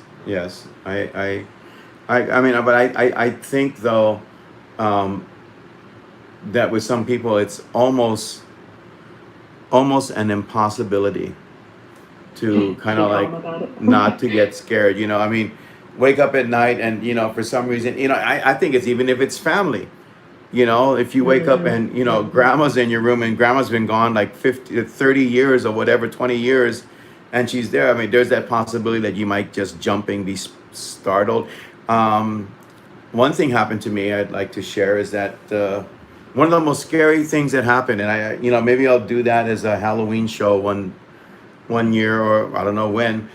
The first place that we lived in and the experiences that happened to me, one of the most terrifying things um, was shown to me when I was in a dream where I was s- pulled under this bed. And that's a good question. I'll mention that after in a moment. 13 souls. I was pulled under this bed, and this spirit said to me, and I knew it was a total spiritual experience because that house was horrifying. That whole place is horrifying. The Oahu Insane Asylum, where we grew up, that's what it was before. But anyway, it said my name in this horrific way. And one night, years and years and years and years later, I woke up and I heard that, and that literally freaked me out. Hearing that again, just experiencing that and going through that. And so, I guess it just depends on the experience itself. But I just think that not we're not all equipped to handle that, because mine is the worst case Yeah. scenario. But I just think we're not equipped for it. Do you think it's the same Yeah. thing? I think I would completely freak out if I saw somebody that I actually knew. I Mhm. don't know, I haven't really experienced um, loved ones visiting me or anything like that. So Mhm. I can imagine waking up and finding your great grandmother there and you know talking to you would probably kind of freak me out too. I see them all the time, but I don't know them, so. I'd be like, "Hey, Bob, good to see you again." But really, this isn't the time or place to have a conversation. Yes, some of us, I believe. I mean, like I mentioned, was the most severe. Just no way you want to experience that again. But sometimes, like they said, things from before can come back, just like relatives can come back, or experiences are Mhm. relived and such. But yeah, even in the nice part that you said, right? I don't think that all of us are equipped for that. Maybe they come here for some reason, But Mhm. what do you think? You think it's because they're trying to show us something? If it's loved ones. Sometimes I think it just depends. I mean, sometimes they're protecting us, and Mm-hmm. sometimes they just want to talk. Mm-hmm. They just want to tell you, something they didn't tell you before, or whatever. They see that you miss them or whatever, and they're like, "Hey, it's okay. I'm over here, and it's all good." Mm-hmm. Mm-hmm. But it just depends. What do you think? Why do you think they show up in your dreams? Same reason? My dream. I don't know about normal people. My dreams are not normal. Oh, really? Okay. I've had I don't dream as much as I used to. I used to dream all the time. It's pretty graphic, nightmare type dreams. Oh, me too. Watching scenarios, that I feel like have happened somewhere at some point. So I don't know about normal people dreams. Mm-hmm. I had a friend tell me that I want to I want to come back and do a show, but right now I'm getting these visions of things, not sugar plums and everything in their head, but Yeah. but they've had some. Um, I don't know if it's the same type, but I get some dreams that are like apocalyptic dreams, and I hate those Mm. characters. Yeah, I've been hearing a lot of people say that lately. Apocalyptic. Hmm. Hmm. Yeah, but I don't get terrible vibes from it. It's kind of weird vibes that I get from that. I mean, I think that sometimes some of the people that I'm talking to, it's just all of the uncertainty about what's going on right now. It's your own mind kind of trying to work through things that you don't understand at at this time, and that just seems to be the worst case scenario that your head can come up with or whatever. That So makes I sense. don't know. I think sometimes it's us working through our own problems in our sleep. I think part of it is just like with the pandemic and everything. It kind of like it just it's not like we were eased into things. Like we were slam dunk, like boom, you're right. Like, Mm-hmm. you don't. Never mind you. You have to go through it. Boom, and Mm-hmm. yeah, and it happened really fast, extremely fast. I mean, life has It been did. I don't changed. think that we would have listened if anybody had said that this was going to happen. I don't know that we would have listened. Yeah, I We couldn't have imagined it. no. I mean, I've read books like The Stand and everything, and there's apocalyptic type movies and scenarios and everything else. Um, but yeah, no, I mean, just it just happened way too quickly, and Mm-hmm.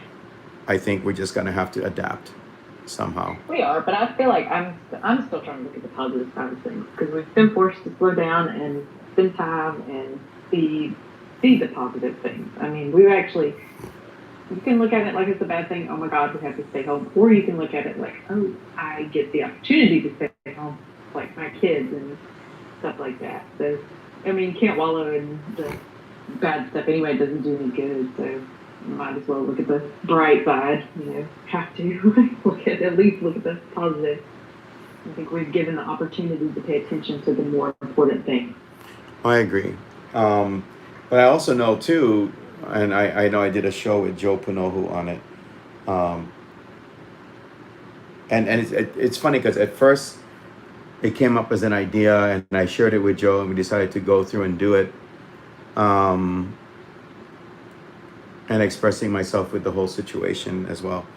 But people are now talking about earthbound spirits, ghosts. People are experiencing them now more than ever.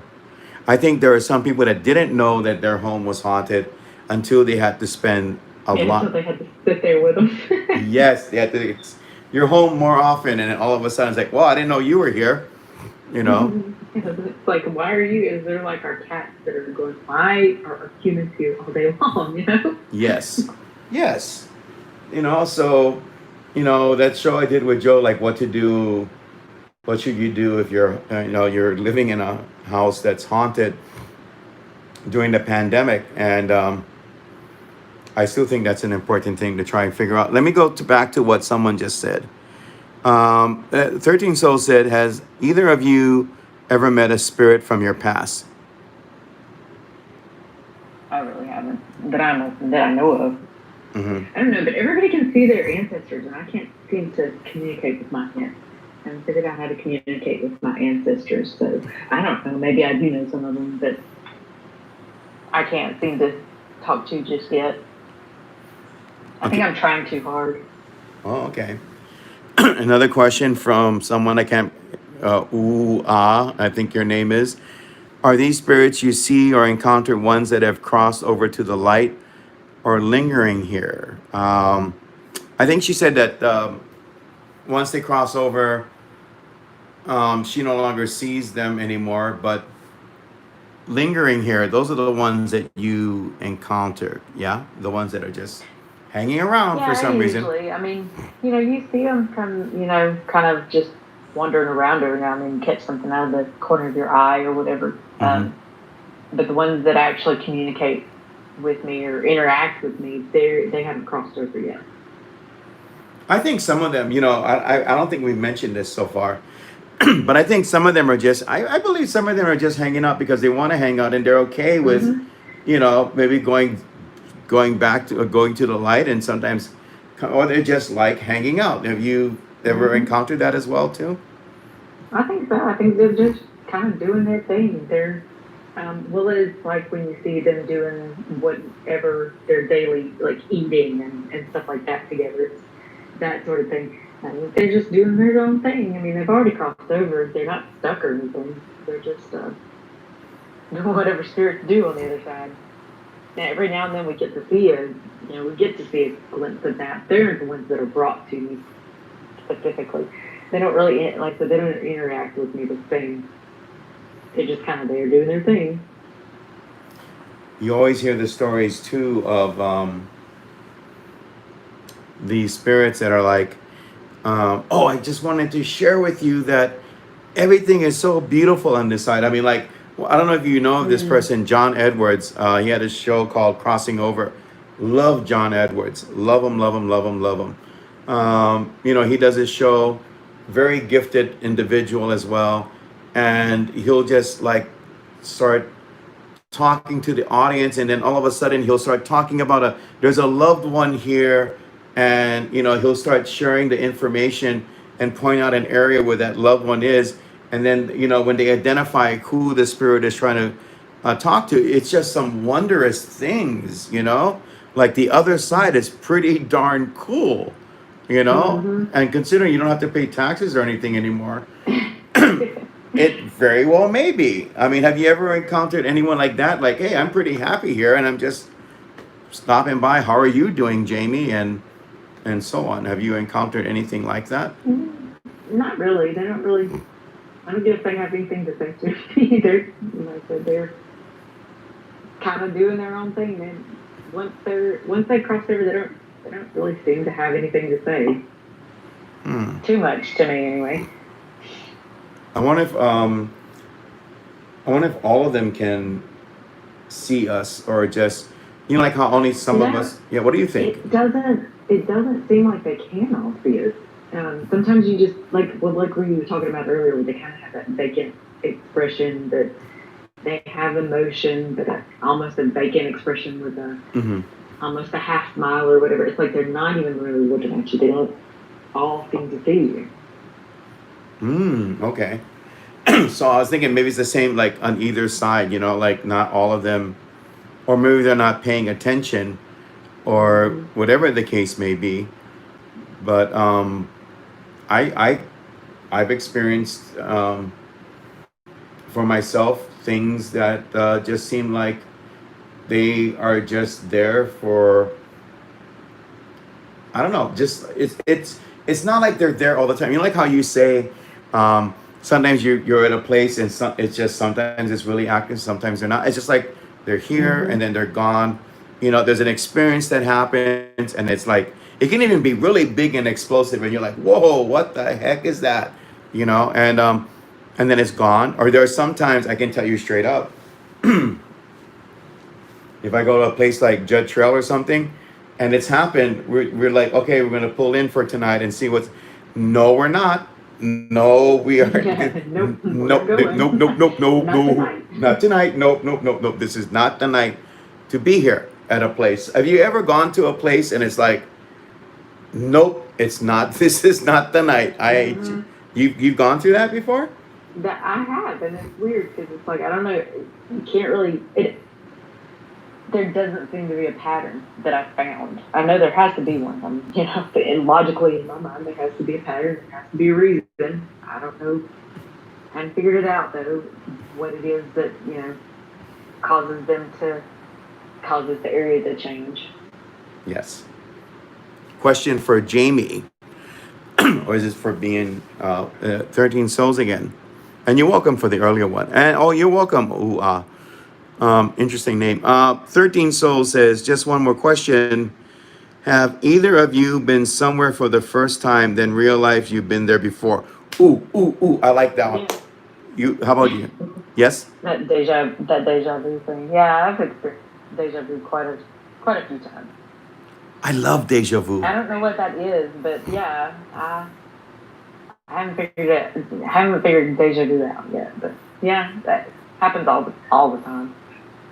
I love deja vu. Mm-hmm. It's It seems like sometimes it's even stronger than others, where you can almost predict what's going to happen. It's so familiar that you're like, oh, I know exactly what's going to happen. it's almost like a magical, mystical type of Mm-hmm. feeling. There's even a song called Deja Vu, by the way, which I absolutely love. But yeah, it is deja vu is an interesting thing, and I think deja vu is kind of tied in. Some of these things are tied into other things. Like definitely think deja vu is tied into synchronicity. Definitely, Mm-hmm. definitely, definitely think that is the case, and it's just right. And the thing about the deja vu, I don't know how you feel about this. It's like it's just right there, just right beyond my Mm-hmm. reach, but at the tip of your tongue, or well, Mm-hmm. Like you can almost you could like when you're in an area that you feel like it's a deja vu type thing, you could almost go to places like and say, okay, I recognize this tree. I knew this tree was going to be here. it's like It's that. almost Yes, like go on. it's just such a familiar thing that you've experienced before, but you haven't. So Yes. All right, I'm so glad he asked about deja vu because I just love deja vu ever since I yeah, was a it's really kid. cool because it's not a scary thing. It's not. It's a familiar thing. Yes. And it drives you bananas sometimes. It's like, this happened. Mm-hmm. Something happened to me here, and I just don't know why. Um, Mm-hmm. or you think a spirit is trying to influence that feeling? Is that Yeah, possible? maybe because I thought of that too. It's like maybe they're giving you information that they're showing you something, or that they've done before. I don't know. Yeah, I'm so. I love deja vu. Thank you so much for asking such a cool question. I mean, I'll take any questions from people about this. Mhm. Aussie Tiger said, deja vu is like you've been there before, that creepy feeling you just can't ignore. Oh, you rhymed. You did. You see, you said you rhymed. Yeah, you did. But no, I never found it to be creepy, and that's why I think the other side is just so interesting. I know some people are on different side of the fences with it, but some people believe in a reincarnation element or factor in life, and then some people just say, well, you got this one shot, you got to go in there, get it done as best as you can, and that's it. But I like to ask people's opinion. So do you think that there is reincarnation? I think that's something we can't really quite understand Hmm. in its entirety. I don't think that necessarily the same energy comes back exactly the same. Like for such, it's like we're a necklace, and each pearl on the necklace is what we're living our pearl right now. So this particular pearl is never going to be here again. This is us. This is it.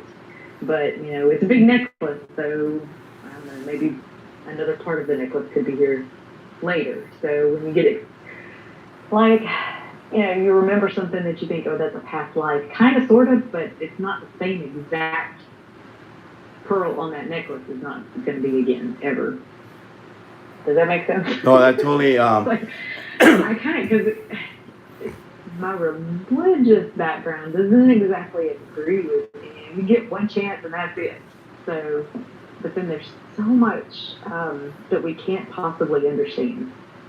Yes, I agree, and I think the more, um, this is something that another spiritual download. It has to do with this spiritual. I think people that are more spiritually inclined in their thinking and expressions, connectivity and stuff, I think they live a little bit more of a fulfilling life, and their minds are more open to great things. I know let me ask you a question. When I was a kid, even though I went through even though I went through a lot of bad experiences, there were times when I would just look at something and I was just like, wow, this is so big and so wonderful. And I know this is joined to something else, or this rainbow was made for a reason or something.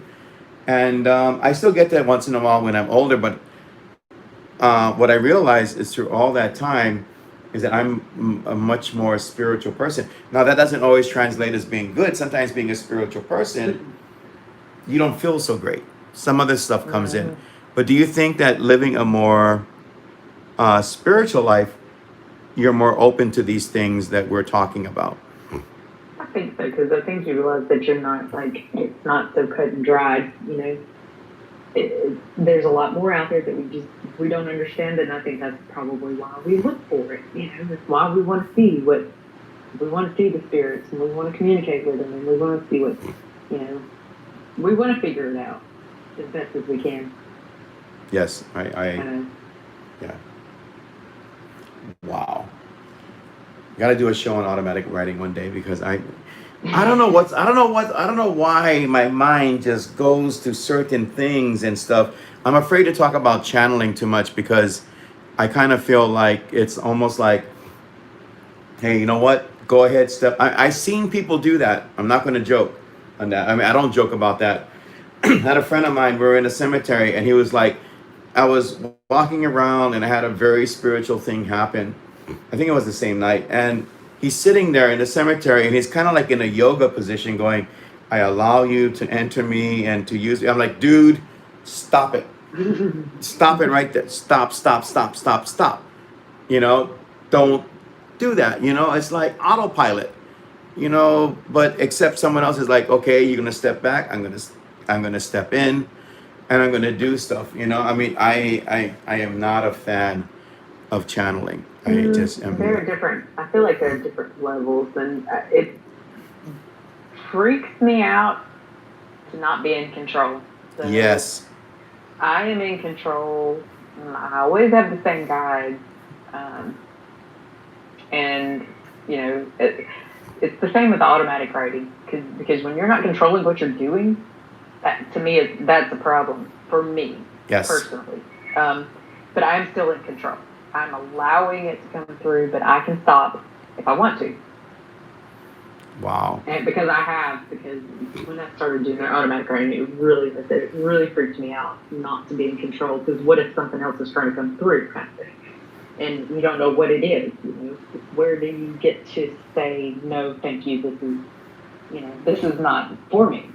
And so I had to experiment a little bit with stopping what I was doing and making sure that I was able to be still in control and my guides are still there and all of that before I was comfortable with any of it. I definitely want to do a show with you on automatic writing. Seriously, I want to do that. Speaking of automatic writing and hands and everything, I noticed that when you were here, I got to see a technique that you use, and that's when you bring your hands close together. Um, I is there a reason for that? I mean, I generate a lot of energy through there. I don't know. I read stuff through my hands a lot of times. The energy in the area, and I don't know if it's channeling energy or what exactly it is, but I seem to be using the energy to manifest stuff or what I'm not. It's different for different things that I'm doing. So when I don't know. Sometimes I'm raising my vibration too. So.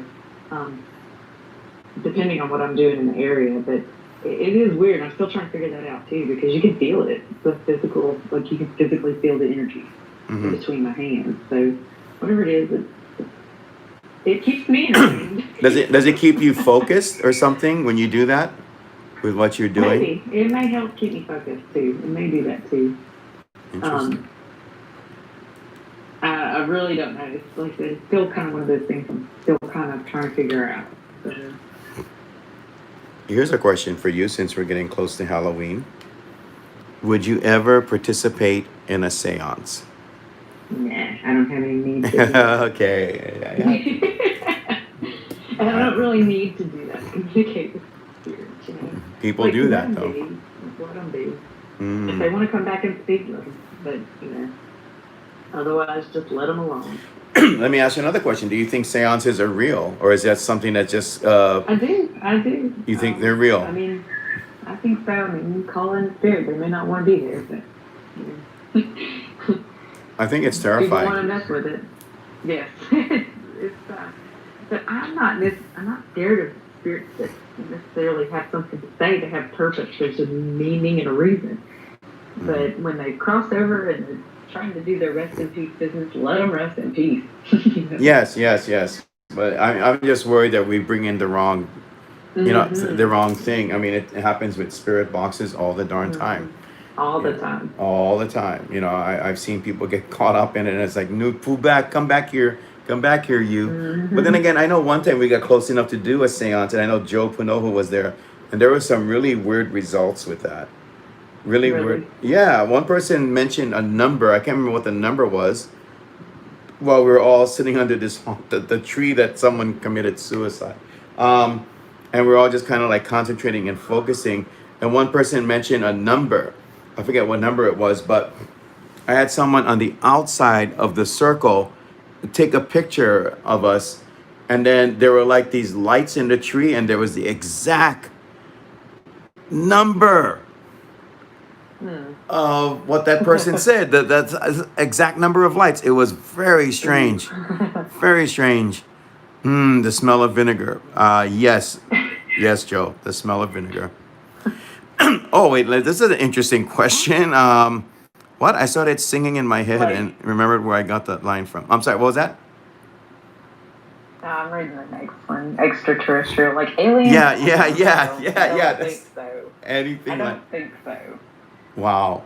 I know that there's for a while there, I was really involved heavily into EVP, and there's a theory that I mentioned before where this is in the paranormal community. People said that when we go through white noise and listen to all these artifacts of sound and everything, that sometimes we're actually picking up on aliens, or aliens are trying to kind of like mess with our heads or something. So who Well, I'm knows? not entirely certain that we're not, some of us aren't aliens anyway.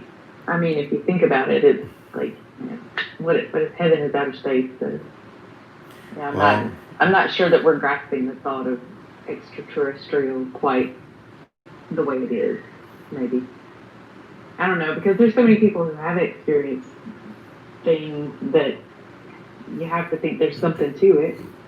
oh, I've seen them, and it's a it changes your life. It just I mean, guaranteed, ghosts change your life.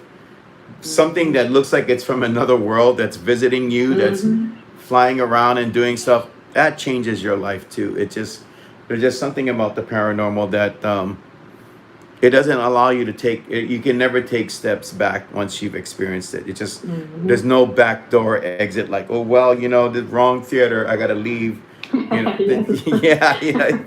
You cannot be unseen. Yeah, you can't do it. There's someone there going, no, the door's locked. Yes. Unfortunately, but wow. I mean, it's been an incredible show. I mean, Yes. two almost. Once again, how long have we talked? I don't know. Was it the coffee? It could have been. How's the ovulus? That all of you that hung in there, thank you for being here. By the way. Oh, you're very welcome, Kuhao. And Kuhao will be on tomorrow night as well. We'll talk about that in a moment. Um, but yeah, I mean, absolutely incredible. I believe that some of the so-called gods are actually just misrepresentation Yeah, of I can see extraterrestrial, that. Yeah. extraterrestrial life. Or interdimensional. It's kind of. I'm not sure that interdimensional and extraterrestrial sometimes are kind of crossed over. Dimo Milani is still the Dimo Milani. When are you going to do a show with me? We're supposed to have done Ghosts of Japan months ago, my friend. We need to get down to business and crack our knuckles and whatever else and roll up our sleeves and get together and do a show about your experiences in Japan as well. As a matter of fact, what's very interesting before we leave, what I wanted to bring up is, I had someone come on. We did your show, of course, about living in haunted Louisiana. I had a friend come on and talk about, living in haunted Okinawa. And I think I caught that one too. Yeah. that was a good show. That was a Yes. freaking incredible. Lots of good shows. Oh, thank you. I appreciate that. But, bam, there's that whole thing, it's so intriguing. Caffeine aside. Anyway, it's so intriguing how, like, say, like the experiences that take place here in the United States, it's just like when you talk about Japan or somewhere else, it's so different. Those spirits are intense. And that's why I want to go there. Yes, I'm not sure if I'm that brave. I'll go with Joe. There you go. Do it that way. I need backup. You need backup. You need that backup. And I agree with you. But like some of the things that were discussed, like those spirits that try to drown you and stuff. It's just like no, not gonna go for a swim. I'll look at the ocean, but I won't go in it. That type of thing. crazy, you know? I mean, wow. Hawaii has different types of spirits too, so it's just Yes. Like, you guys have all kinds of that are not all Hawaiian spirit. Like all this other culture brought in. And we have some of that too, but I don't know that it's that intense. Louisiana. Oh yeah, I believe it. I have. Yeah, because I mean we like Louisiana was owned by everybody. The Mm-hmm. Native Americans were here first, and then the Spanish and the French, and then the English, and then we fight amongst ourselves. So it's all of those different cultures mixed together. Wow. But I don't think any of them are. I don't know. The Native American spirits are pretty intense. I don't know. We don't have the Japanese spirits are very intense. Yeah, out of all the ones that I've heard of, to me the scariest ones are like the night marchers and stuff. We'll talk about that in a moment. And everything that goes on in Japan for some reason. Like I would not like to go in Okigahara's suicide forest and be there late at night going, well, let's see if we can have a meaningful conversation. I just no, Yeah. not for me, but I would love to Well, they visit go it. there for a specific reason, and I have been in situations where I did a spirit thing with a group of people, and several of them were suicides, and it gave a different perspective. They're in a bad spot in their life, when they cross over, it's different. So they have things they want us to know and stuff like that, and I don't know, have a different perspective on it than I did before that session. It's so sad. It's very intense emotion when they get to a point where they'll do something like that. Yes. So you feel all that when it. I can't imagine a forest full of that kind of emotion. I unfortunately, for myself, I've known people that have committed suicide, and it's a heartbreaking thing to think about. And what you said makes perfect sense because that emotion is just so strong. I mean, not even the point of I mean, well, that would be it, the strongest, but just what leads up to the suicide. You know what I'm Well, what's saying? interesting is the ones that I actually got to be a part of Hmm. the medium that I was with was actually a counselor, like a grief counselor for the living and the other side. And it was really interesting because you have the living trying to understand why their loved one got to that point, and then you have the loved ones on the other side trying to get messages across to them and explain what it for different reasons. It's like one of them, it was the cancer patient. He was in a lot of pain. He didn't want to be a burden to his family and that sort of thing. So when you see them come to terms with it, and everybody's relieved, then it's kind of it was an interesting thing because it was a good feeling because they all came, they cleared the air. They understood each other, and to understand how they felt and why they did what they did. It was something. That was definitely a class it's something I'm glad that I got to experience. And I never wanted to have anything to do with the crossovers or communicating with suicides at all I'm so glad that. because of that intense emotion. Oh yeah, I'm so glad that we brought that up because when you talk about Earthbounds, I think there is no greater example of the tragic side of Earthbounds than the suicide people that committed suicide. I mean, there's no way I could possibly think, and trust me, I pray for them too, that when they cross over, that it's not like immediately a transition into light or anything. I just think that the possibility does exist that that pain and that emotion they take with them. Sometimes I think it depends on the spirit. Yeah, some of them could be Where they relief. Yeah, it could be relief, right? You think that way too? Some of them it is. Some of it is, and that's what caught me by surprise. Some of them it's a relief to be out of their physical body and all of the things that weighed them down in this, in this life. Some of them, it's such a, I don't know, such a traumatic experience that they get stuck in the experience. So, I mean, again, it's just like humans. Every spirit that was a human before, they're just as unique as we are. Mm-hmm. Interesting. I mean, and I just, I guess because again, like I said, it's a more personal thing for me that I've known people that have taken their lives and such.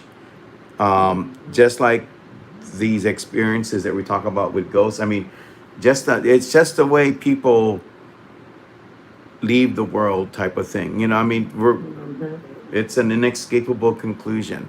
No one can say, well, not for me. I don't need to die, but we don't have a say in that at all. So, what's going on with this here? I went on Hawaiian to share Japan. So sorry, we will and shall. Oh, you shared your experiences in Japan there. Yeah, that's fine, no problem. But whenever you're ready to do a show, Japan has intense ones. Thank goodness not in our home. Yeah, Japan is. I got this. I just purchased another book. It's called Strange Japan, and I highly recommend it. I haven't really read all of it, although some of it has kind of touched bases on some of my other stories that I've done in the past with Japan and everything. But I tell you, oh my God, they talk about strange crimes in Japan and cults and everything. If you really want to get an understanding of strange Japan or whatever you want to call it, I recommend doing that. Go ahead and go on Kindle if you have Kindle and purchase it. I think it's like $2.99. Because I'm a cheap person. No. Anyway, it's a great read, and I highly recommend if you're just looking for something new to check out. And what did Joe Pano who said? I seen him sneaking a comment. Yes, share them again, Joe. You're right. D, you should be sharing them again. Share them on this show, and we would love to hear about it. What about people who get in what accidents and Okay. tragically pass? I wonder if they're angry or regretful. Some of them. Some of them are. Some of them So I are. said some. What about cryptids? I haven't seen any cryptids. There's a question about cryptids or Bigfoot. We have our own. We have our own cryptids here. We have special cryptids. Mm-hmm. You We do. have the Rougarou, but thankfully I haven't experienced Rougarou. Jamie, can you imagine meeting the spirit of Bigfoot? I This, think Bigfoot may be an interdimensional. yeah, people have said that. That's right. I think it is. That's I right. don't think it's a cryptid. Are there sightings of that? Not to deviate much, but is there sightings of that in your neck of the woods? Not really around that I've heard of around Shreveport. And like our cryptids be down in the swamps. I'm not as in quite as swampy as like down in New Orleans and stuff like that. They have a lot of like I said, the Rougarou, and that's the What is that? basically it's a werewolf. Oh, lovely. It is Halloween, so let's talk about the Rougarou. Or that's interesting. Wow, you folks have. It's and see they're like you have to be a good little Catholic, or the Rougarou will get you. So I think that the stories were exaggerated to Oh, wait. Repeat that again. I'm sorry. behave. Can you repeat that one more? You, About what? Rougarou, Yeah. you have to be a good little Catholic and do what you're supposed to do. And so I think that one might have been exaggerated. It's like taken from the basic werewolf and sort of exaggerated to make children behave. So if you're not a good Catholic, the Rougarou will come and consider you a Yes, they will midnight get snack. you. They will get you. Unless you put, I think it's 13 coins outside the door or something like that, and then it can't count very high. It'll get sidetracked counting the coins or whatever. Stuff like that. And there's a swamp leaf, which I found this to be interesting. There's a swamp leaf. You can get a swamp leaf, and the swamp leaf will keep the Rougarou away. I was like, that's interesting. Y'all have tea leaves and we have swamp leaves. I heard that there's swamp witches. That's what I've heard. Well, In swamps. I don't know. Does that make sense though? Doesn't it sound like a place a witch would live? Yeah, but I think they're usually more healers than, than what we think of as, when you grow up, you hear the stories of the witches, cackling around the cauldron. I don't think it's like that. I think they're more healers gathering herbs and stuff like that. Now maybe that's what I told myself when I was a kid, but I really I mean, I've met people who practice different crafts and stuff, and they're usually healers. They're not really what you think of. The stories and stuff like Hansel and Gretel, they're going to cook you in the oven kind of witches, you know. Wow. Well, thank goodness for that. I mean, there'd be a lot of missing kids if not, because that damn witch was really intent on but luring I mean, kids out there, and yeah. Definitely keep people out of it. Keep kids, make them behave. Keep them out of the forest. Out of the Oh swamp. yes, and for various reasons, including just other things too. But yeah, so cryptids are there. I mean, you know, overall, I guess to summarize everything is that, you know, we live in a very interesting world. I've always said that, you know, since I was a child. My dad turned me on at an early age to just really interesting stuff like magazines with UFOs and ghosts, and that kind of stuff just kind of like translates later on into life when you, well, for me, I had no choice, you know. Boom, you know, you live in a haunted house, Yeah. things are crazy, and I that's the one thing about children. Children cannot control the crazy. Adults may find a way to do that. Children cannot control the crazy. So that's what happened with me. Yeah. But you know, I mean, Yeah. here I am today, talking ghosts with someone like you, with your very fascinating experiences, and I really do think, you know, like how we did this show tonight. We should do a show about I'm so intrigued with automatic. Please, let's do a show about automatic writing. Let's do one about that. If you don't mind me asking, Sure. you're cool with that? Mhm. Awesome. Yeah. We can squeeze that in before Halloween. That'd be cool too. Yeah. Or just, you know what? It sounds so. It's just before Halloween and that week. Get people really ready. Automatic writing for real. It's just Mhm. for some reason I just find it to be very spooky. I don't know why. It's Well, just. it was really scary at first. Do you have? Have I've you? gotten used to it because you start getting words and stuff that aren't your own words. It's not your own writing. It's Mhm. it's not your own drawing. It was really spooky at first. I wouldn't let myself do it. When's the I last? make sure I can be in control of myself still. When's the last time you did it? Like a couple nights ago. Ooh, okay. Just Like, all the time. do you take pictures of your writings and stuff like that too? Mhm. Awesome. Yeah, I try to keep logs because I'll just write it. Like I'll be in the middle of something and just start scribbling on an envelope or a paper towel or whatever I happen to have handy. That would be cool. If you could show it, that would be great. But it's up to you. If you don't want to do that, that's fine. But I would love to definitely do a show on automatic writing. Yeah, I think I have some drawings that are possibly places in Hawaii that I've never been long before I visited. Wow. It'd be neat if somebody could identify it. I just find it to be, I don't know why, it's just automatic writing. It just seems to be, it's like a bridge, I guess. All of this stuff is like a bridge. And you just have to make sure that we can cross without any problems, you know? That's the whole thing. But, wow, Jamie. Yeah, I'm going to go to bed with a cerebral buzz again. I rarely get these cerebral buzzes. And by the way, Joe, if you're still on, my friend, we have not done ghost stories of Manoa. I think we have to fit that in as well. And again, Jamie, thank you so much. Let me just kind of go into some things here, and then I'll talk to you again in a moment. Okay, folks. So coming up tomorrow night, we do have another show again in the thank you, Momilani. I appreciate it. And I hope you folks will continue to listen and join in when I post stuff out there. We're having a show with Kuhao. We're going to be doing night marchers. Matter of fact, Joe, if you're listening, I want to do a show on King's Trails and the Ali'i Stones, if you're up for that. All these interesting things, because I know I've been out with Joe and we've actually walked on these pathways as well. So, Joe, if you're listening to that as well, let's do the Manoa show and some other stuff too that's coming up. I'd love to hear what you have to say about night marchers as well. Oh, you're very welcome. Yeah, I really enjoyed this show, Aussie Tiger. It was great. So we're going to be talking about night marches tomorrow night, and I've been out in the field long enough, and not it's not just a show.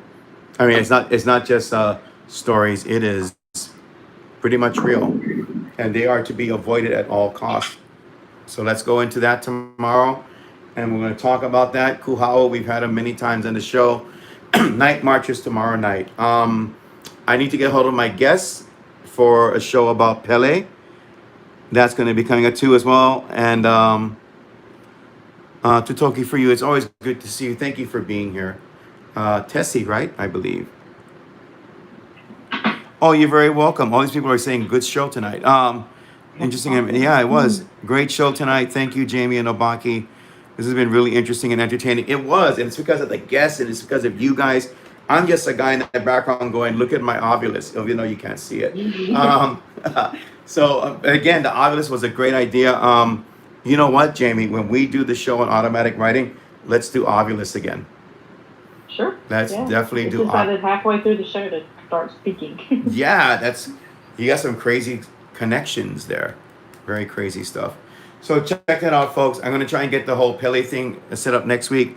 I don't know if thank you so much, Tessie. Thank you so much. And then next week I'm gonna try and get the Pele thing situated as well. I got a friend that's gonna talk about volcanoes on the Big Island and some of the stories that have to do with Pele up there.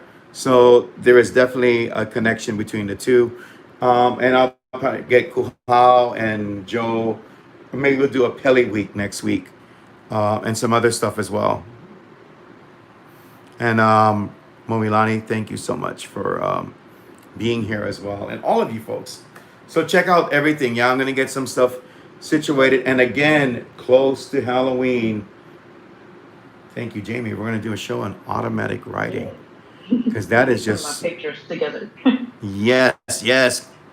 And Kuhao, I will see you tomorrow. Kuhao, contact me about 7:45 or so.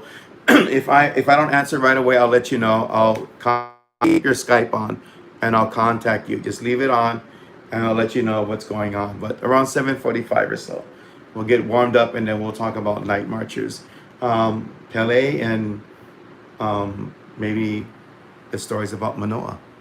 We'll get that going. Oh, thank you so much. If you don't mind, folks, that's another thing too.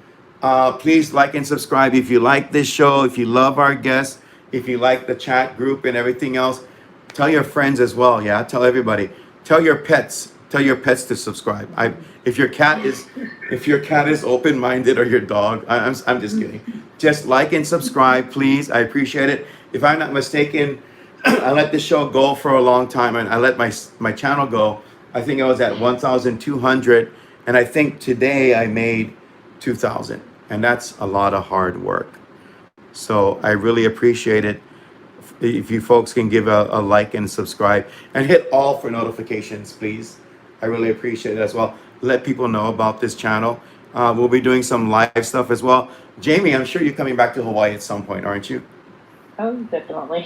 Ooh. Most definitely. Jamie is And I'd coming. like to be able to meet everybody. And I met a few people, but it's like, you can't really. I'd like to meet everybody. Now, we didn't really talk too much. We're wearing masks. No, because you have to do it's like you wear a mask and you're still kind of nervous. You want to still keep a distance from everybody. Well, We still had fun though. yeah. And sometimes when I go out, it just depends. If something starts to happen, I may engage or back off, depending on what type of element that I'm sensing out there and stuff. But anyway, that's besides the point. So check out everything that's coming up. What is next week? That's closer to Halloween, isn't it? So yeah, probably Pele, and then try to get Joe on for like 1 or 2 shows about that, and well, definitely the one about Manoa Valley. Did you go to Manoa Valley when you were here, Jamie? I have to ask Jim where all Wherever you went to. That makes sense. Yes, it does. But yeah, if you went there, the vibe and everything It There seems were so many words being thrown at me that must that have I been. couldn't pronounce all of. Ooh, crazy good stuff. Um, for some reason my turning it off again. I turned it on several times. Wasn't really doing anything. My Ovilus is just not. It won't work. Oh, I remember that earlier. Anyway, tune in for next week, guys, and other shows that are coming up. And right around Halloween, my personal story. If you want to hear it, tune in for that. I'll see if I can get Joe on for that too, because he had an experience with Inogami in a way, and I had an experience with Inogami. That's going to be one of the biggest ones for me to share with all of you, and it's an experience that changed my life forever.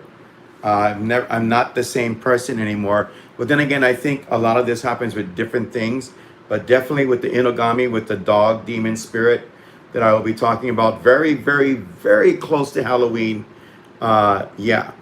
And I'll try to get someone else to share their side of it too. If I can't get my guest that was on the other night. Because something is going on, folks. Something is going on. On that last show, there was a dog growling. Seriously. No joke. Okay, so when we do Inogami, that's going to be interesting. Thank you, Lynn. I didn't know you were there. Thank you so much for watching. Please, folks, just again, if you love what you're hearing, please like and subscribe or let other people know about it. Right now, it's a pandemic, so I get the chance to talk one-on-one with great guests like Jamie and other people. You guys want to get a hold of Jamie? Jamie, is there any way people can get a hold of you? I mean, I'm on Facebook, but I'm not like you guys. I don't have a channel or anything like that. I'm just me. You're so fun on Facebook. I try. I try to keep it upbeat and stuff like that. There's enough negative stuff in the world. I think you're talking about glitter or something earlier. Oh my god, my child. Yeah, it looks like glitter exploded in my apartment. I got most of it up there. I feel like when they rip up the carpet and the next people who live here, they're still gonna find glitter in the Jamie, if you wake up in the middle of the night and you see Tinkerbell above your bed, don't trust what you see. She might say, "I'm here for the glitter." Don't trust that, okay? Just sharing that I could with see you. like a trail everywhere in the living room, and there was like glitter. Oh my See god. automatic writing in the glitter and stuff like that, like this was fun or something like that, or more glitter or something. Anyway, so yeah, you're on Facebook. Yeah, that's about it. I'm just me. Yeah, look for her on Facebook, folks. Or she's at Hawaiian Hauntings as well. Go check out Hawaiian Hauntings, one of the most largest, comprehensive, fun, interesting, thought-provoking groups in the paranormal here in Hawaii. Jamie, I am excited for my Halloween face mask. Oh yeah. I don't know what that Yes. is. Is it Tinkerbell? I'm doing face masks and stuff. The Hawaiian hunting ones, but she actually ordered a cat and a sugar skull. Wow. I'm just a guy in the dark. I'm gonna be a guy in the dark for Halloween. That's my costume. What are you? Good show host. I don't know. But anyway, guys, for me, you already know the drill for that. Yeah, the main way to contact me, let's just do that right now, is on Google, Gmail. Oh, you ordered. Oh, you're already. She's making masks. Yeah. I didn't know about you making masks. Okay, so Yes. okay. Before I go into me, They glow in the dark. before I go into me, let's bounce back to our guest, which is the main subject always. So you are creating things, right, with Hawaiian Hauntings. You're working on different types of things and these masks and everything. So people, listen up to this. This is very cool. Go ahead, Jamie. Tell us about your projects that you've been working on. So this month, the shirts and the masks are all glow in the dark. So you can get the tiki mask and just the Hawaiian Hauntings shirts, and then of course we've got the tumblers and water bottles and stuff like that. They're not glow in the dark, but they're Hawaiian Hauntings. Paraphernalia items, whatever. Different Hawaiian Haunting stuff. So, but I've done some of the masks. I've done, because I had to do kids masks too, because I have kids. So I have like cat faces and just fun little other stuff too that I've done. Can in the future can we send up a link or something to you have a link to your products as well? I don't know how to do that on my own page. That on Hawaiian Hauntings, it's pinned at the top with the PayPal, and I do have PayPal, and I have PayPal me link and stuff. Send it over. Send it. Put it on my comments or something. Put it there. Okay. And all the things that they have there.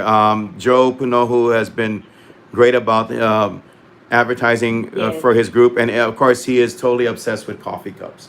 But then again, I understand that obsession. The technical term is tumblers. Yeah, he loves his coffee cups. I know because I keep seeing them on his live streams. Thank you so much, Aristokai. I know I had a bumpy ride with the last couple of shows. I was even affected by my spirit attack on the show that I did with the scary stories of I don't know if that was an actual connection between his stories about scary stories about Old Poly Road and that I was recently there. But yeah, I was being affected on that show, not intentionally, but that happened. And again, this is the reality of the paranormal. Ain't nothing fancy here. It's like, oh, just do it, go out there, film, experience, whatever, having people on and talking about it. It's as close as you can get with a connection as possible with the subject matter. And I was going through a connection that I didn't want to experience, but that did happen. Okay. So, but yeah, folks, check out Hawaiian Hauntings. They got some cool things. Go over there and look, join Hawaiian Hauntings. It's on Facebook, or like Jamie, if you can put up a link there and let people look at your products. You're perfectly always welcome to do that. Joe Panohu, you're welcome to come on and post links to that as well. And that's fine with me because I don't have anything right now for me. I don't know. Maybe I'll have, hand puppets or something. I don't know in the future, but I haven't figured out how to do any of that stuff. But please, by all means, go ahead, folks, post that stuff out there. Check it out. It's great stuff. And for you guys that like coffee, that's good too. So. Well, you could put things other than coffee in there. That just happens to be his obsession. He loves them. He just like, woo. Yeah. They're drinking coffee in them and everything. And I understand. I get it. It's totally awesome. So great group, great products, folks. Seriously, check it out. Again, to check me, if you want to talk to me, converse, go to Gmail, my Gmail, obakihunter51@gmail.com. OB as in boy, AKE, HUN as in nickel, TER 51@gmail.com. Good night, Kuhao. I will see you tomorrow night, 7:45. Get a hold of me. We will talk about night marches tomorrow.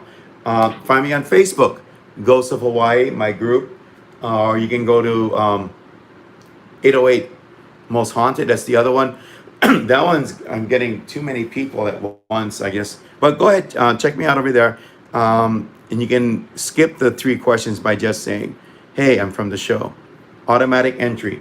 You get in. That's the secret password. Hey, I'm from the show. And that's fine. So check it out over there as well. Instagram, ghost_of_Hawaii. Usually I just post the shows that are coming out once in a while. You get some pictures though. So that's a bonus. Thank you. Come over tomorrow night, guys. This is a place. Sit back, take off your mask. You have to worry about none of that stuff. It's old school. Everybody sits around and they share wonderful things like our guest tonight. So again, thank you so much for being here. Jamie, hold on while we say aloha to everybody and we will discuss getting that show situated. Thank you all so much for being here. And I will talk to you all again soon. Ghosts of Hawaii, your home for a dose of ghosts, and also just really good products from Hawaiian Hauntings. I will talk to you all again soon. Take care. Good night. God bless. I'll see you tomorrow night. Night marches with Kuhao. Take care.